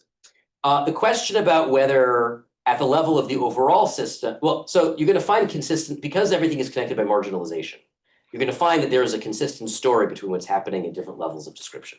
If at one level of description, a thing is not moving at all, marginalizing can't make it move. Okay. These probabilities are ordinary probabilities. This is an Okay. ordinary probability system. You're not going to get anything that violates ordinary probability. So do you have even a toy model for what the machinery, what the mechanism of P is? Oh, so many toy models. Some toy models that are really theoretical and some that are implementable in the lab. So one model I'm pretty excited about implementing, and I'm already talking to some potential people to implement it, is an analog qubit. So take a two-state system and model it this way. You'll be able to describe a qubit. You'll get interference effects, which are all actually connected with the indivisibility. How can you do this experimentally? Here's how you do it. In principle, you would do it. Imagine a black box, can't see in it, and the black box could contain either of two systems, system A or system B. Each of them has been coarse-grained down to two possibilities in some way. The systems look very similar. They're qualitatively very similar looking, and they each are two states. They both have a ground state. They both have an excited state. But which state is the excited state and which is the ground state is opposite for the two systems. For system A, state 1 is the ground state. System 2 is the excited state. For system B, it's opposite, and the energy spacing is the same. But I don't know what's in the box. It could be A, it could be B. Maybe I have some initial probability distribution. Then I connect this box up to a reservoir. And initially the box is essentially at absolute zero temperature. And I very gradually increase the temperature of the reservoir according to some chosen by the experimenter function of time. So the temperature is now some deliberately, arbitrarily chosen function of time. The only requirement is that it changes gradually enough. The system is always near equilibrium. The system in the box will develop Boltzmann probabilities. And those Boltzmann probabilities will be conditional probabilities because they will be conditioned on whether the system began as A or B. Because that will determine which ground state it began in. Temperature 0 is in the ground state. And by choosing the temperature as a function of time as one desires, one can simulate any 2x2 doubly stochastic matrix one wants. And generically, they will be indivisible. And so you can model any unitary time evolution of a qubit system. You can get interference, probabilistic interference. You can do the whole thing with a system that is treated as a classical statistical mechanical system. So that's a real world example. Wait. Yeah. You would make multiple measurements from this? You can measure Over it. time and look for. Anytime you want, you can measure it. You certainly can. So this is not literally a quantum system. And that means that your measurements, you can do things to it you couldn't do with a real quantum system. For one thing, you can look inside. You can see which trajectory is really being taken because it's not really a quantum system. No, but I mean, the core thing is that you say the choice that the temperature schedule is chosen by the experimenter. So this is something, and what you're asking, I think, is whether somehow that whole time series of temperature changes is somehow significant to the output, as opposed to it being an instantaneous thing where it depends only on the current temperature to determine what happens. You're saying that the time history is somehow, you're asking, does the time history of temperatures matter to the outcome? The answer is in this case, yes. You can provably show that for arbitrarily chosen temperature functions, the matrix that you get here is an indivisible matrix. I can even write down so if you pick a temperature, so I can write this down, but if you write down the Boltzmann factors, they're exponentials, they're e to the negative k, kt. E to the minus e over kt. E to the minus kt, yeah, good. E to the minus energy over kt, exactly. That's T, temperature is a function of time. If I choose temperature as a function of time, to make those Boltzmann probabilities, something like this, matrix of Boltzmann probabilities. If I make them, so here's my matrix of conditional probabilities. This is gamma as a function of T. If I make them e to the minus t squared over tau squared, where tau is some constant, e to the minus t squared over tau squared, and this is 1 minus the same, 1 minus the same. Check that this is easy to implement by picking an appropriate temperature function. This is provably indivisible. You can prove that it cannot be divided at arbitrary times. If you attempt to divide it and write it as a Markov process, you'll find that the intermediate matrix has negative entries and is not a proper stochastic matrix. It's a so-called pseudo-stochastic matrix. Okay, but just in terms of the physics, you're saying you have a temperature schedule. This you wait for things to come to equilibrium. The whole thing is operating adiabatically. So you have some sequence of probabilities for these, for the different your A state, your A system and B system to be in certain, and you say that the result you get depends on the complete time history and not just on the instantaneous pass. Correct. Okay. Now, I can believe that. if you could model every particle in the reservoir classically, you could fine grain the system enough to be able to restore it to Markovianity. We are working under the thermodynamic limit approximation. Yes. Yep. That's the idea. And there are more analog models you could write down. You could concoct a model with 2 qubits or 3 qubits and do entanglement experiments. And these aren't really entanglements. They're just analog models of entanglement. I'm sure there's an analogy between this and things that you do with the BBPKY hierarchy as you unravel. And I think that probably, these things about the correlations, the way that you lose correlations and so on. And I think there's I don't remember, but I think in the formal treatment of BBGKY, there's a similar kind of non-Markovian story that you can make. So just I'm going to make a note of that. I'll look it up. Yeah. All right. It's getting a little late. What time is it? No, you almost made it to 11 o'clock. Is it? Oh gosh, yes. So we've been going now for 4 hours. We haven't hit 4 hours yet. We've not hit 4 hours. There are more questions. This whole session is an indivisible process. Let's hear from someone we haven't heard from. Yes, you sir. Okay, so essentially, aside from being God, could we say that this is basically computationally irreducible in a respect? I think I bet Jacob is not going to be able to answer that. I don't know I don't know the go. answer. It could be the hidden trajectory is computable. It could be the hidden trajectory is not computable. I don't know the hidden trajectory of the universe. Again, good question for God. Okay. I gotta say, whatever your beliefs about God, very useful metaphor, like incredibly, like I believe in the metaphor of God, absolutely, yes. I'm gonna reiterate my question from earlier on falsifiability. Yes. Which is that so you've got your hidden variables. You say that God, if she exists, might know what they are, but we have no way of accessing them, right? So how do you go about, is there any sort of experimental test you could do of this perspective that you're presenting that would show that this is right and Copenhagen is wrong and many worlds is wrong, but this one's right? Okay, so it's a good question. My first answer is that I believe the other approaches are wrong for reasons independent of the correctness of this approach. So I don't believe they're in the running as possibilities. Now, I don't know for sure this is the only approach that could work. Actually, what I'm hoping is that once people start thinking about non-Markovianity, they'll find other new approaches to quantum foundations that use non-Markovianity in other ways and that give us other approaches to quantum mechanics. So I'm not arguing that I know for sure this is the right way. This is more of opening a door, which is again what we do in philosophy. We like to open these doors, but ideally in a way that doesn't involve wild speculation. I don't like wild speculation. I'm hewing very closely to the constraints that we have in front of us. So I don't know that this is in fact true. What I will say is that this has generated lots of follow-on ideas, like other interpretive approaches to quantum mechanics. The analog model we just talked about is a way to simulate a qubit system that, as far as I know, has not been built before. And there may be applications to fields outside of physics. Like I said, if you're a statistician and are not interested in systems that have H-bar in them, you could read this correspondence in the other direction and use the very robust mathematical tools we have from quantum mechanics and apply them to non-Markovian systems more broadly. This does not establish that this is the correct picture of reality, but it generates things that could be useful for us. So now, if you want to ask about like experimental predictions, well, there are a few. They may be very difficult to achieve. So here's one of them. If you believe that wave functions truly collapse in some physical, actual way, whether you take a wave function itself to be a physical thing, you believe that collapses are really happening in some sense, then there's some things you cannot do.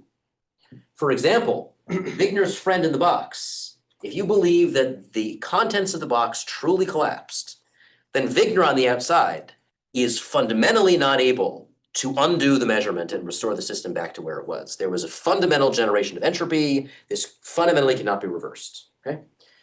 If you do not believe collapse happened, then in principle, although it would be very difficult, Wigner on the outside could implement an inverse unitary operation on the contents of the box and erase everything, every trace in the universe of this ever having happened. This was actually the basis of a Twilight Zone episode, and the sky opened up, which I recommend watching, but not late at night when you're alone. Even for a Twilight Zone episode of its time, it was very spooky. And they didn't mention quantum mechanics, but it is something about history being erased. You should watch it. It's very cool.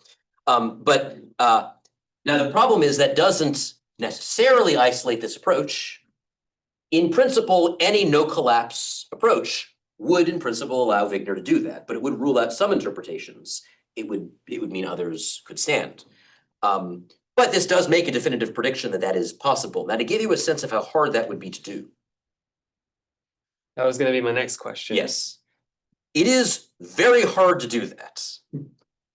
It is akin to unscrambling an egg or raising the dead. And in fact, the connection to raising the dead has been elevated to the status of a theorem. It is called the quantum necromancy theorem. This was introduced by Lenny Susskind, Scott Aronson. There's a third author, and I always forget his name, and I feel so bad. I always forget his name. I'm sorry, it's kind of like the three tenors. You've got Luciano Pavarotti and Placido Domingo and the other guy. This is before everyone's time. No one knows who those people are. It's Jose Carrera, by the way. Okay. But they proved that if so one other prediction is that in principle, in a Schrodinger's cat type experiment or a Wigner's friend experiment, not only could you revert the experiment, but maybe you might say, well, maybe I can at least detect subtle interference effects, which would be an indication the wave function truly had not collapsed. Okay, that seems more feasible. right? That maybe I can't reverse the whole thing, but maybe I can just detect those small things. What they proved was if you can do that, then you can reverse it. They proved that any mechanism capable of being sensitive to these small interference effects that would still exist if there are no true collapses of wave functions, then with a relatively minor tweak in the measurement device, you could do the inversion of the experiment and raise, say, a dead cat back to life. There are people who say we shouldn't do the Schrodinger's cat experiment with dead and alive cat. That's too harsh. We should do sleeping and awake cat, but that's bad. Because sleep is thermodynamically reversible. The whole magic of the Schrodinger's cat experiment is that the states are not thermodynamically interchangeable. Sleep is thermodynamically interchangeable. Originally, Einstein's example was gunpowder. That's even more violent, well, maybe it depends on one's view, more or less violent at time. Good Yes. question. Just to make sure I'm characterizing what you did correctly. You have hidden variable, causally respecting, of course, but non-local hidden variable theory, sort of like Non-local in a temporal in a sense. temporal sense, like Bohemian mechanics, except I guess with the upshot of not having like a pilot wave or something like that. No pilot wave. Yep. No wave. I mean, notice these are the axioms. You notice there's no wave function here. Yeah. Now, there is an isomorphism to the quantum picture, and this is not maybe the most useful form in which to do calculations. If you're doing Newtonian mechanics, but you want to study a very complicated nonlinear system with a mole of particles, and there was light. You're going to want to go over to something like a phase-based Liouvillean. Oh, it's turned off? It's the classroom, the 11 p.m. the class building shut down at 11 p.m. The AC went off an hour ago. Just the computer, not the light. So the air conditioning went off. That's why I felt like being interrogated, but I see it's the air conditioning. The light. All right, well, we should probably conclude then. Yeah. But thank you for your time. It was lovely to meet all.